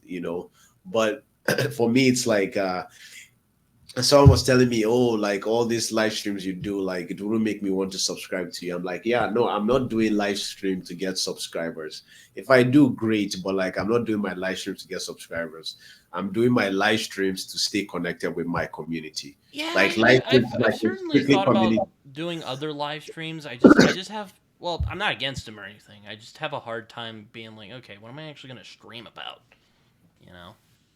Yeah, like bro, like we didn't plan this, but this has been a great conversation, I think. Well, Like, yeah, yeah. No, this is yeah, pre-recorded though, but yeah, this is yeah. great. Yeah, but like I don't even know, even if like you were editing this, I don't know if like there was anything you'd have to like take out, Yeah. like or anything. Like we know, like it's the idea for me is that I want to become so comfortable. That's why, like, if you ask me, I thought this was going to be like a live stream. So if you Oh, ask me, let's do something. Like, there's a bit of fear, but I'm like, let's do it because I want to get to my point where I can just be um, like, better I to just do it than live with the fear of yeah, it. yeah. Like if it's like where I can just be like on my Discord, just be like, oh guys, I'm going live in 10 minutes and everybody just shows up. Yeah, that was the You thing know that what was I mean? cool. That was the thing that was cool about when we did the Grimdark live stream. Like that was the most like people have shown up to a stream I've done. It was Yeah. Yeah, like the topic that usually the topic really matters. Like I saw when I talk about booktube and I post it on thing, people show up. The Amanda one was so big, like that was the biggest. But that one, if you watch that live stream again, I barely got a worded. I barely got to word it. I had like a moment here and there where like yeah, it's I the made fun. That's the sure. fun thing about Amanda. She's a personality. Yeah. Yeah, that's the fun thing about Amanda. That's the fun thing about AJP. That's the fun thing about you. Like you guys carry conversations, man. I never have to worry about like, oh, okay, now what do we say next? Like, I I never. know. It's like if I'm just like, oh shit, like it's a Friday, and of course I want to do a live stream on Saturday, and I haven't planned it out. I don't even know what I'm going to talk about. I either DM Amanda, you, AJP, or AJP, and I know that one of you is going to come through, and like I'm like, okay, yeah, like you can just come up with it as it goes. Yeah, I mean it's. I mean, I think a part of that is because well, I'm going. Well, one of the reasons I started this is because I'm studying journalism at my college, and I wanted to sharpen my skills a little bit. Yeah. Bro, what you're doing now, you're learning more than any of those books would ever teach you. Though, I mean, there are books I've read about interviewing, and there's some I've liked, but yeah, I mean, that's a thing I like about where I go to college is they actually teach you practical experience. It's not just Hmm. theory. Yeah. Though I'm like one of those Very weird important. esoteric people who like talking about like the theories and stuff. Yeah, like AGP, Oh but God, AJP, he AGP is. does practice as well because he writes, I was gonna but say like, AJP. That dude is on like another level. Like yeah, it's I'm on a like I'm different like type of here. thing. He's like there. I'm like Yeah, he's like yeah, that meme where it's like this. like you're thinking about this, and then there's like it's just activity everywhere, like that. Yeah, It's like that. yeah. AJP is a special kid, man. It's a special kid. Like he's a special kid. I just hope, like, I really, really like worry for him sometimes, and I pray he puts things together Bro, because if he I learned does, he was he's one hell of 21 the a other day. dangerous human being. Sorry, I think he's 21. I think he told me he was 21 the other day, so young, and I'm like, dude, I thought you so were older young. than me. I know. How old are you? I'm 23. You're 23. Yeah, like AJP is like I'm like, is dude, dude. I was talking to you like I got was your talking to freaking AJP life like ahead of you you, was man. my age mate. Yeah, I was like I thought this guy was my age mate. I was like, damn. I don't know. It's yeah. He's a fun guy. Oh my god. Let me tell you, in our podcast episode we did, that I uploaded a while back. Oh man, I don't think I laughed as hard as I did. He says just like he knows how to have a good time, man. That's all No, I gotta say about that. yeah, yeah, yeah, yeah. Yeah, he's He's great. he's a vibe. He's a vibe. He's I love him. I love him. But yeah, like he's a cool guy, and yeah, I want to work with him more in the future. I really do. And yeah, like if anyway, like he has like a fun GoFundMe thing going Yeah, on. I linked it a while back because Yeah, I'm like, help a boy out. He's a good dude. yeah. Like I did a whole live stream with him to like put the GoFundMe there. I don't know if he got anything from that, but yeah, I wish him the best, man. Yeah, no, who's another interesting guy I found from your Discord?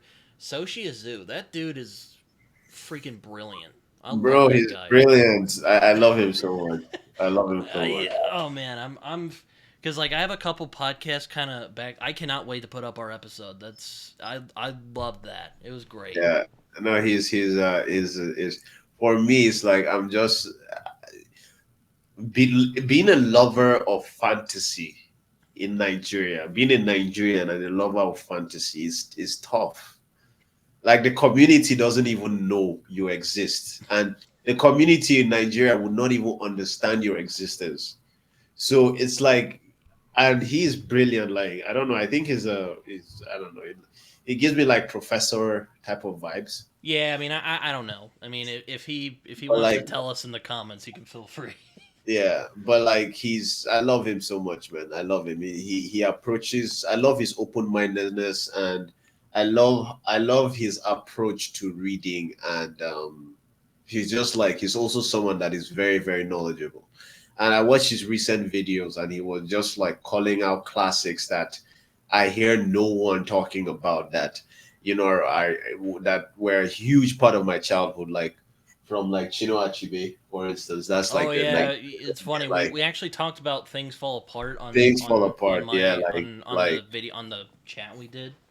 yeah, like it's such a yeah, like I love the guy. I love it. I just did a live stream with him about the Dragon Bone chair, Oh and yeah.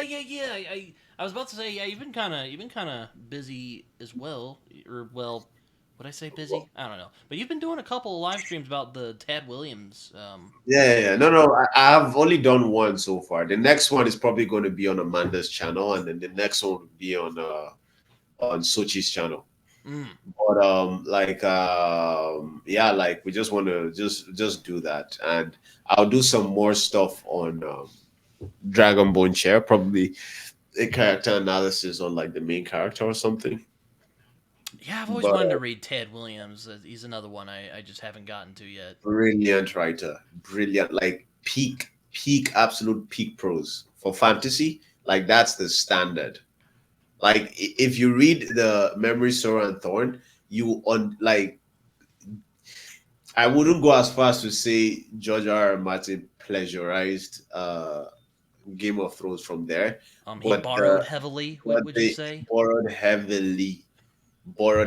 I can see parallels with a lot of the characters. I can see the character that inspired Cersei. I can see the character that inspired Jon Snow. I can see the character that inspired Arya Stark. I can see the character that inspired uh, Like it's so I can see the seeds for the idea for the White Walkers like so clearly.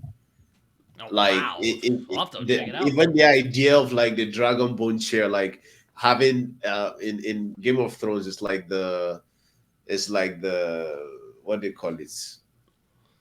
This what's the name of the chair? Oh, the Iron Throne. The Iron Throne, right? With like the melted swords of the people who fought Targaryen. Oh Like wow, maybe the, I'll have to the read that dragon, just for the comparison, just to. yeah, yeah, like the dragon bone chair is like literally a chair made from the skeleton of a dragon that like the king slayed. Like, so it's just like the iconism is like, but he did his own with like melted swords, and Tad Williams did his own with like an actual dragon like bone chair. But like the halls of like the Iron Throne has like giant skulls of like dragons, and like it's the parallels are so clear to see.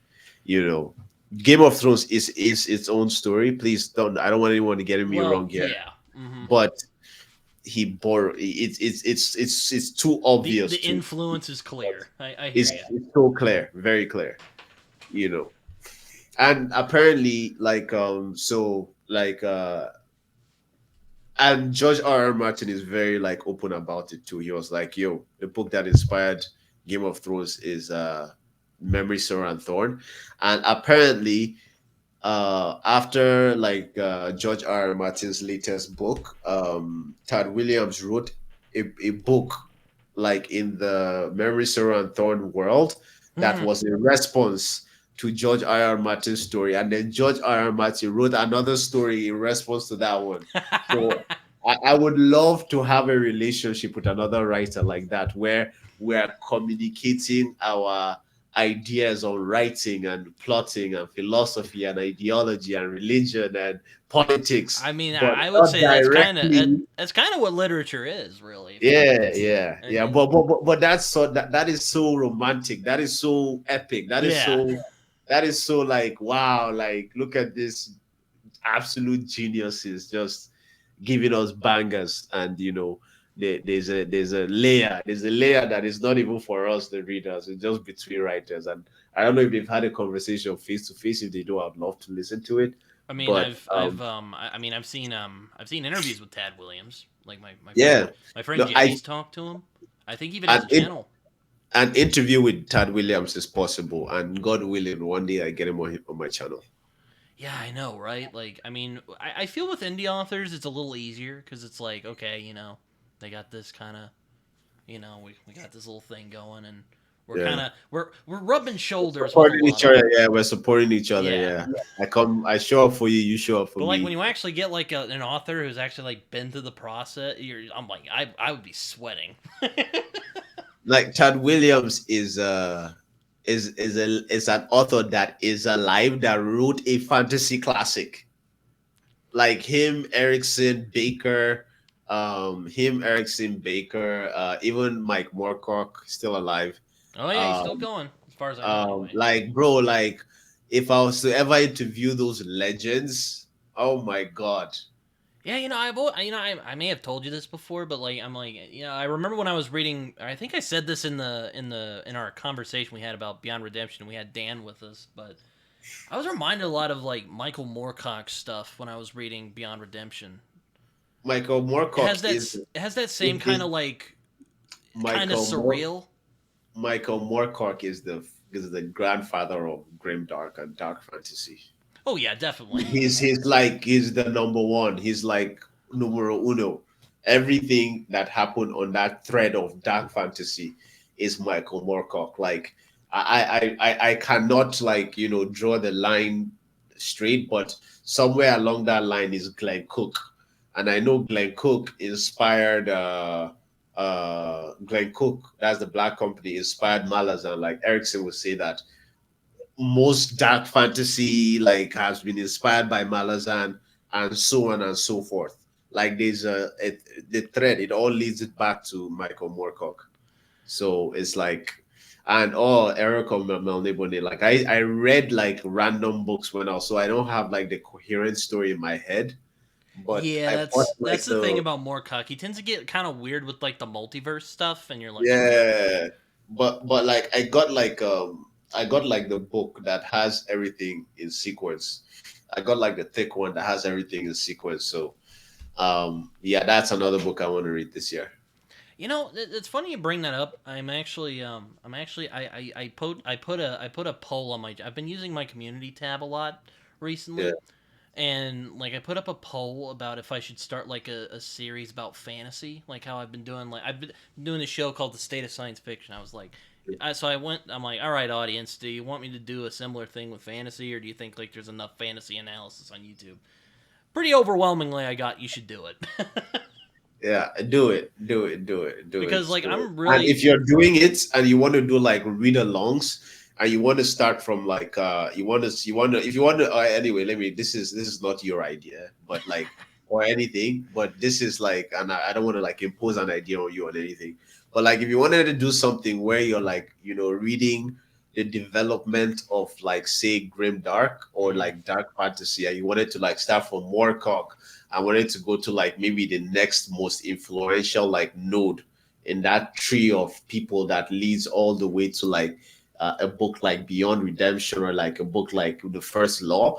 Like I'll be happy to do a reader because I want to do that. Like I've been doing it. I've already been doing it, but like I haven't been doing it in sequence. But if you wanted to like start from like a Moorcock and then go down to like Glenn Cooks and like bakers and then like then I would oh, love to do I mean, I definitely have you in mind if I get started on this. I just for yeah one, I need to figure out how I'm gonna do it, and two, I need to figure out a name. Well, one I have so far because I like alliteration. The Fate of Fantasy. fate Don't of know yet, fantasy. but but I mean, I was also inspired because I've been seeing a lot of discussion about like is epic fantasy dead and like a bunch of like some of them are a bit clickbaity, but I'm like, Yeah, I think we need but to. I think we need more educational content about fantasy on YouTube. yeah, but like yeah, it is clickbaity and everything, and it's and it's generally we found it was an uninformed idea that was being propagated. But yeah, like it's interesting. I find it very interesting how people reacted to that news. Like that tells me a lot about the state of readers and writers, the way like there's something about like a collective consciousness. Yeah, There are ideas that people have, and Carl Jung like talks about this in his writings a lot. But there are ideas that like everybody knows unconsciously, wait, but nobody which talks writer? about directly until they have a reason to. So when people that idea of is epic fantasy dead, just the response right on that, I know that there's something there going on in the minds of like fantasy, like people that enjoy fantasy, Hmm. both as readers and writers. So there's a mind, but of course someone might hear what I'm saying and lean into clickbaity, triggering like stuff. But like if someone could address that from an honest perspective, give it like fair consideration, do their research and know what the fuck they were talking about when they started talking about it, then like that would be like really cool and I would be like super invested in that. Yeah, So I remember an old teacher of mine. He was my high school biology teacher. I remember him once saying, "A person is smart. People are dumb. Get a pack of people together, they'll screw it up somehow." And I'm yeah. like, that is so true. So many examples in our world where I'm like, that is so right. Yeah, yeah. And like it's very dangerous because that's like if it's like leaders, right, charismatic leaders, Hmm. right, unconsciously tap into the unconscious Hmm. subconscious like ideas and subconscious like collective unconscious thoughts. They tap into the ideas, so when they are talking you're like, there's just the way he talks, or like there's a way he's saying something that resonates with something, and if you read the darkness that comes before, like there's a Mm-hmm. lot of that. There's a lot of that happening, So yeah, Oh, okay. I already did do that. All right, I was about to say I was gonna see if I could promote my epic fantasy identity crisis video, but I already did that, so we're good. yeah. It's all good. Because Like I that. think I don't think that I don't think epic fantasy's dead. I mean, like, my God, there's Orbit. Like, Orbit has, Orbit's like whole thing is publishing like epic fantasy, and Yeah, yeah. I Like don't think it's dead, but I think there's interesting conversations about fantasy that could be had. I think should be. yeah, 100%, 100%. And if you're on BookTube, like no one really cares about you unless you're talking about fantasy or sci-fi. Like or if you're doing nonfiction, okay, that's another thing. Or if you're doing like literary, smart books Or like classics. philosophy and like classics, I guess. But like those are the only three spaces. I guess there's romantic novels as well, but like there's a way I look at like romantic novels. It's kind of like it's just like smart, it's just like I I'm think not I'm not like shitting on it no, or anything, I'm thinking but when you like made. I was thinking when you made your video and you were talking about like, oh, it's too dark, and then you were like, it's like saying in a romance book, oh, it's too it's too lovey uh, dovey. I'm thinking of that. I'm sorry. yeah, no, like yeah, there's a reason I always compare grimdark to like to romance, because it's like two opposite feelings. One you feel destitute, and the other one you feel good feelings. You're like optimistic and stuff. But I'm like, oh, I feel good about the world yeah, most of the time. like there's a thing where they say like art is supposed to make the people uncomfortable or Well, yeah, something. yeah. Like I really really resonate with that thing. Like I need my art to make me like like I don't like feeling comfortable. Like if I read a Mm. book and I felt comfortable at the end of it, I'll probably forget about it. Like, So it's like, is that like one of the points you're making? I'll admit, I haven't actually rewatched your happy ending video in a little bit, but is but that yeah, is that kind of is that kind that's of another, yes, that's another. Well, I didn't highlight on that, but like that's another point. oh, okay. Like for even Blood Meridian, the way Blood Meridian ends, there's a reason why that ending is so like, how could he have, how did it end like that? How did the judge win? Like it's it leaves you with much more to think about, and it's not a matter of objectively saying books with tragic endings or bittersweet endings are objectively better. It has nothing to do with that. Like that is not the Yeah, argument I I'm trying mean, to make. I think. But Oh, sorry. Finish your thought, and then I'll. no, I'm saying, but like when a book ends like that, then because you haven't gotten that perfectly packaged closure, you know, your brain starts looking for the like starts like revisiting like dialogue and like aspects of the story Mm-hmm. that that you feel needs to be reconciled, and you can come up with like 1,000 solutions in your head, but Mm-hmm. that's just one story. And that's why, like, another reason why, like, I don't like happy endings.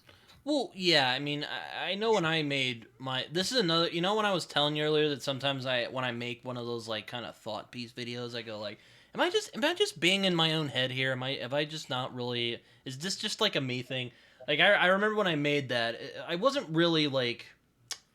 I guess with what I was trying to do is like, because I noticed this when like I've talked to you and I've talked with other people that I've known, like, why do darker endings, I guess you explained it a little bit in your video as well, but I wondered like, why is it like sadder endings get a stronger reaction out of people? I mean, this is not a new thing. Like, Aristotle talked about this. He talked about a I, tragedy should induce catharsis. I'm I paraphrasing. I feel like I feel like because, and I need to make this clear. I know that good things happen in life. I'm not saying this as a. I'm not. I'm actually an optimist. People, no, no, no. I'm Really? very serious. I'm an I'm kidding. like I swear to God, I'm an optimist. I'm an optimist. I'm so optimistic it annoys AJP sometimes. But like, I feel like sad endings, right? There are things you hope for in life, and there are things that you expect, Mm-hmm. right? Mm-hmm. It's like people expect. There's a part of you that expects sad endings, Mm-hmm. not sad endings. So if you've lived long enough, you're going to. There are parts of you that you're expecting. You pray for the best, but you pray for the best, but you expect the worst. Mm-hmm. That's like that's like how life forces you to think the older you get, Mm-hmm. right? So I feel like when you have a sad ending, right, even if it's not what you wanted on a subconscious level, the part of your brain that is looking for that, because there are parts of your brain that are just specifically programmed for survival. The Mm-hmm. deeper parts of your brain are able to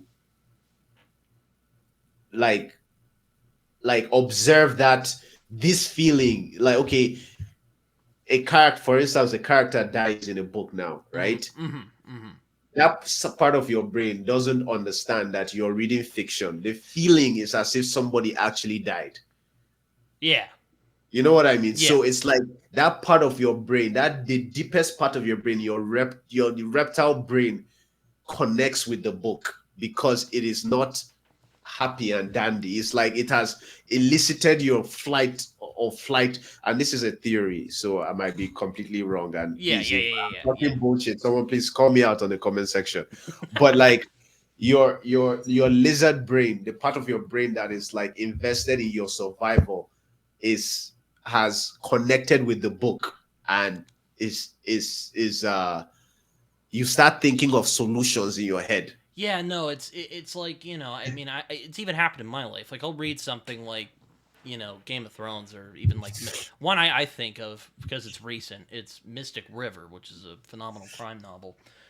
But like the endings of those, well, Game of Thrones is kind of balanced, but like, okay, I'll just go with Mystic River. Mystic River is an unambiguously sad ending, and it really got a deep emotional reaction out of me. Well, I didn't cry or anything, but I was like, damn.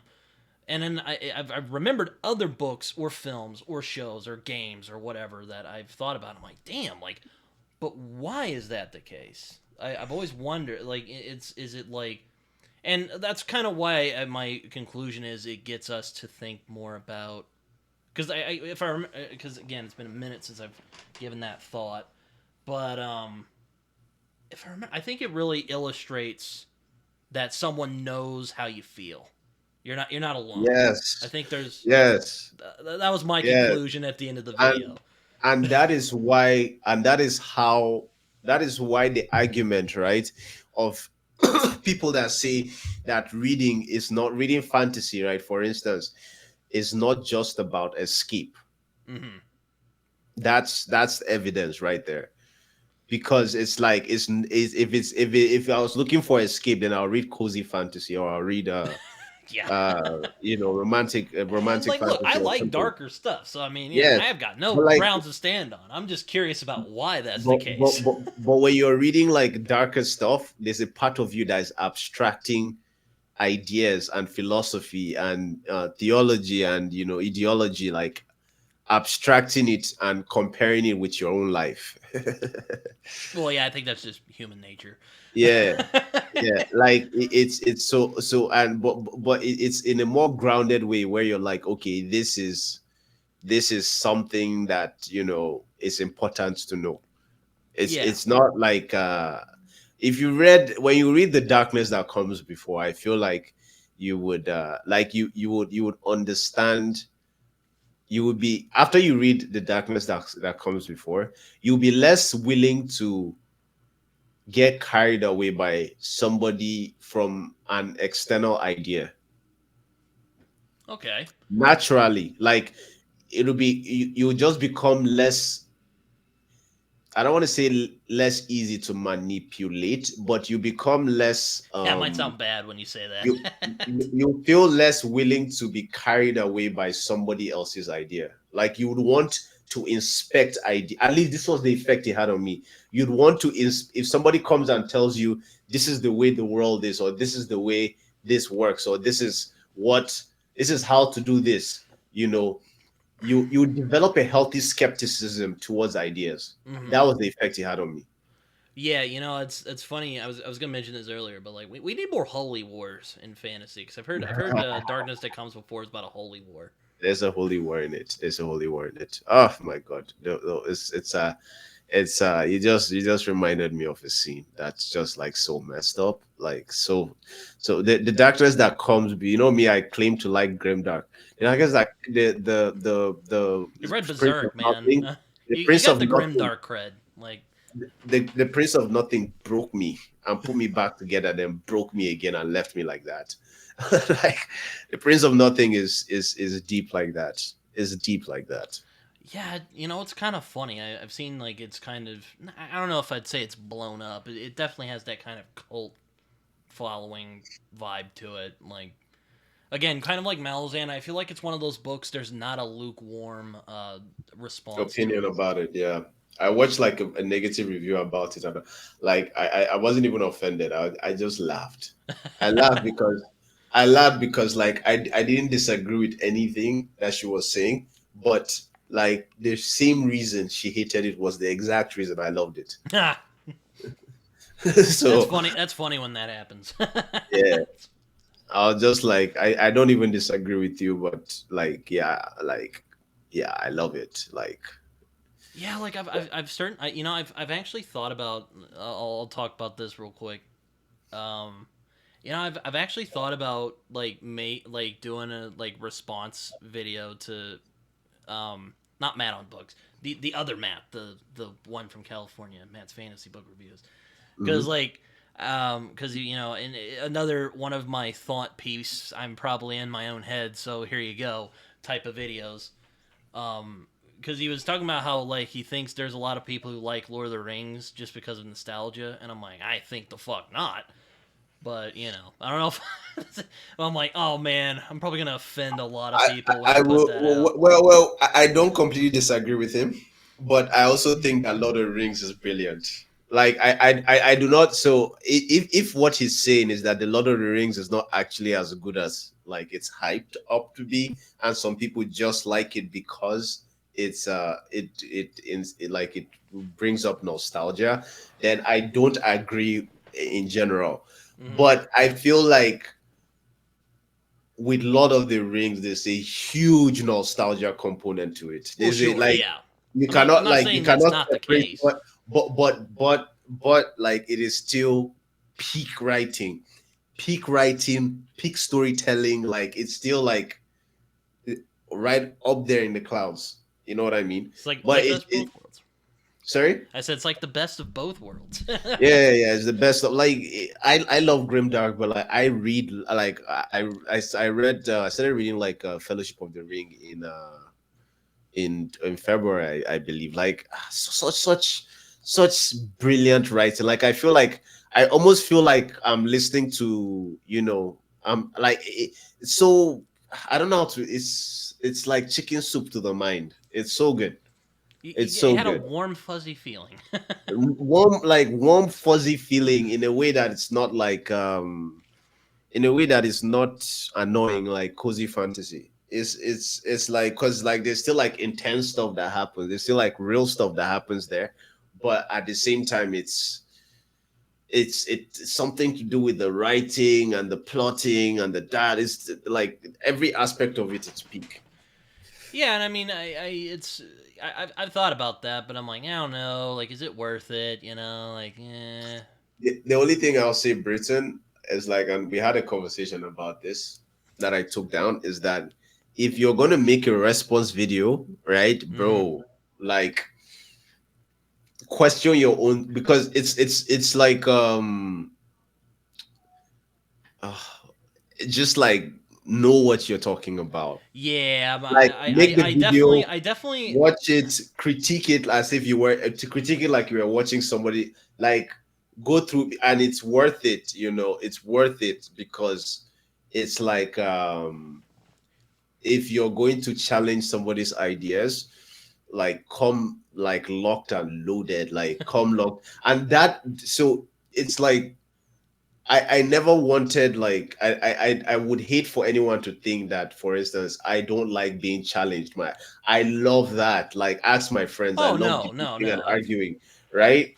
But like it's like I feel like you need to like point for point. If you have Yeah, to you write have it down. to. I definitely. Yeah, yeah. I hear what you're saying. Yeah. No, it's. But Yeah. definitely make more videos like that. No, I mean, Definitely. I'm definitely planning. I mean, I just took a break because those take a lot of effort to do. Believe it or not, Yeah, yeah, yeah, you're yeah, like it's like your brain power. It takes a lot of brain power to do. yeah, yeah. It does. It No, does. but anyway, we've been talking for a while, and Yes, we have. eh, It's always a natural conversation anytime we're talking. It's like 2 hours now. I mean, I don't want to seem like I'm kicking you off, but there are other things I'd like to do this evening. No, that's fair. But I have Epic, I always enjoy talking with you when we hang out. same. I also enjoy talking with you as well. um, And I'm glad we had this conversation. The last conversation we had was a tough one. little bit, yes. It was a tough one for the both I'd of us. prefer not to think too much Yeah, about it, but yeah. it's So my I friend. was, Some of my I friends, was. I was telling some friends about it, and they were like, "Oh man, he took it down, shit." But Yeah, no, no, no, bro. Like I would never. I watched it again, and I felt like I don't know if we should have this conversation on camera, yeah, but no, maybe we should wait till it's like over, but yeah, yeah, it's yeah, yeah, no, but yeah. yeah, no, it's yeah, I'm glad we had this. I'm glad we had this conversation. I'm really am. I really am because I didn't like the way things like were the last time. I felt weird about it, and being able to talk to you, and it's like nothing changed. It's like, okay, like you're my friend, and we had like a little squabble, and it's done and over with, and we've yeah, moved on, yeah, yeah. Oh well. and we're good. So yeah, like anytime. I love your channel. I really, really, like I tell you all the time, I love what you're doing on BookTube. You're bringing everybody together, Yeah, and that no, is man, like it's I remarkable. appreciate that.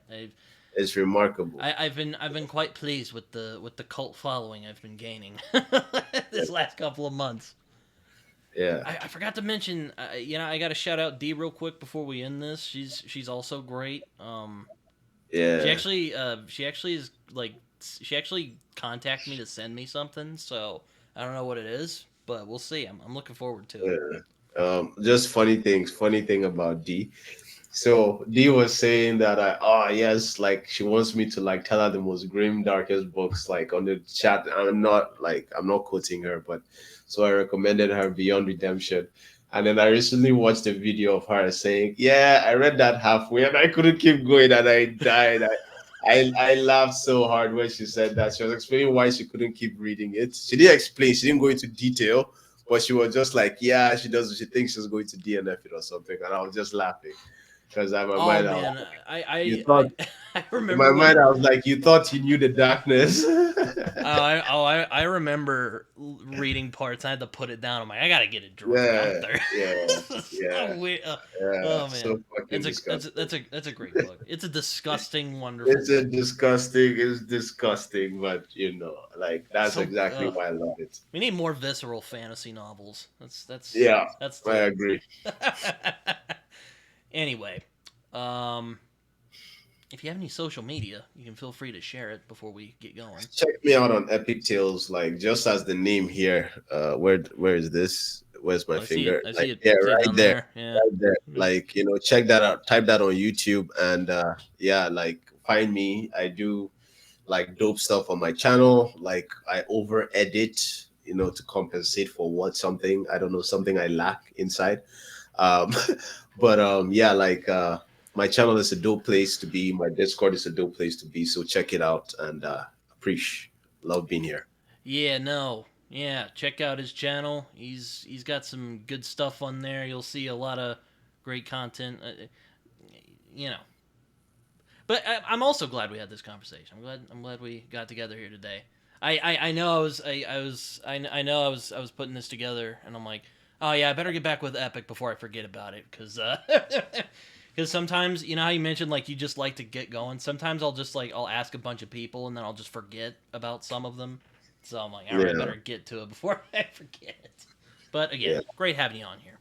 yeah. Of course, always. Let me know when the stream is done. I will. Yeah. Or well, I'm actually about to stop. I hope you guys enjoyed this. Until next time.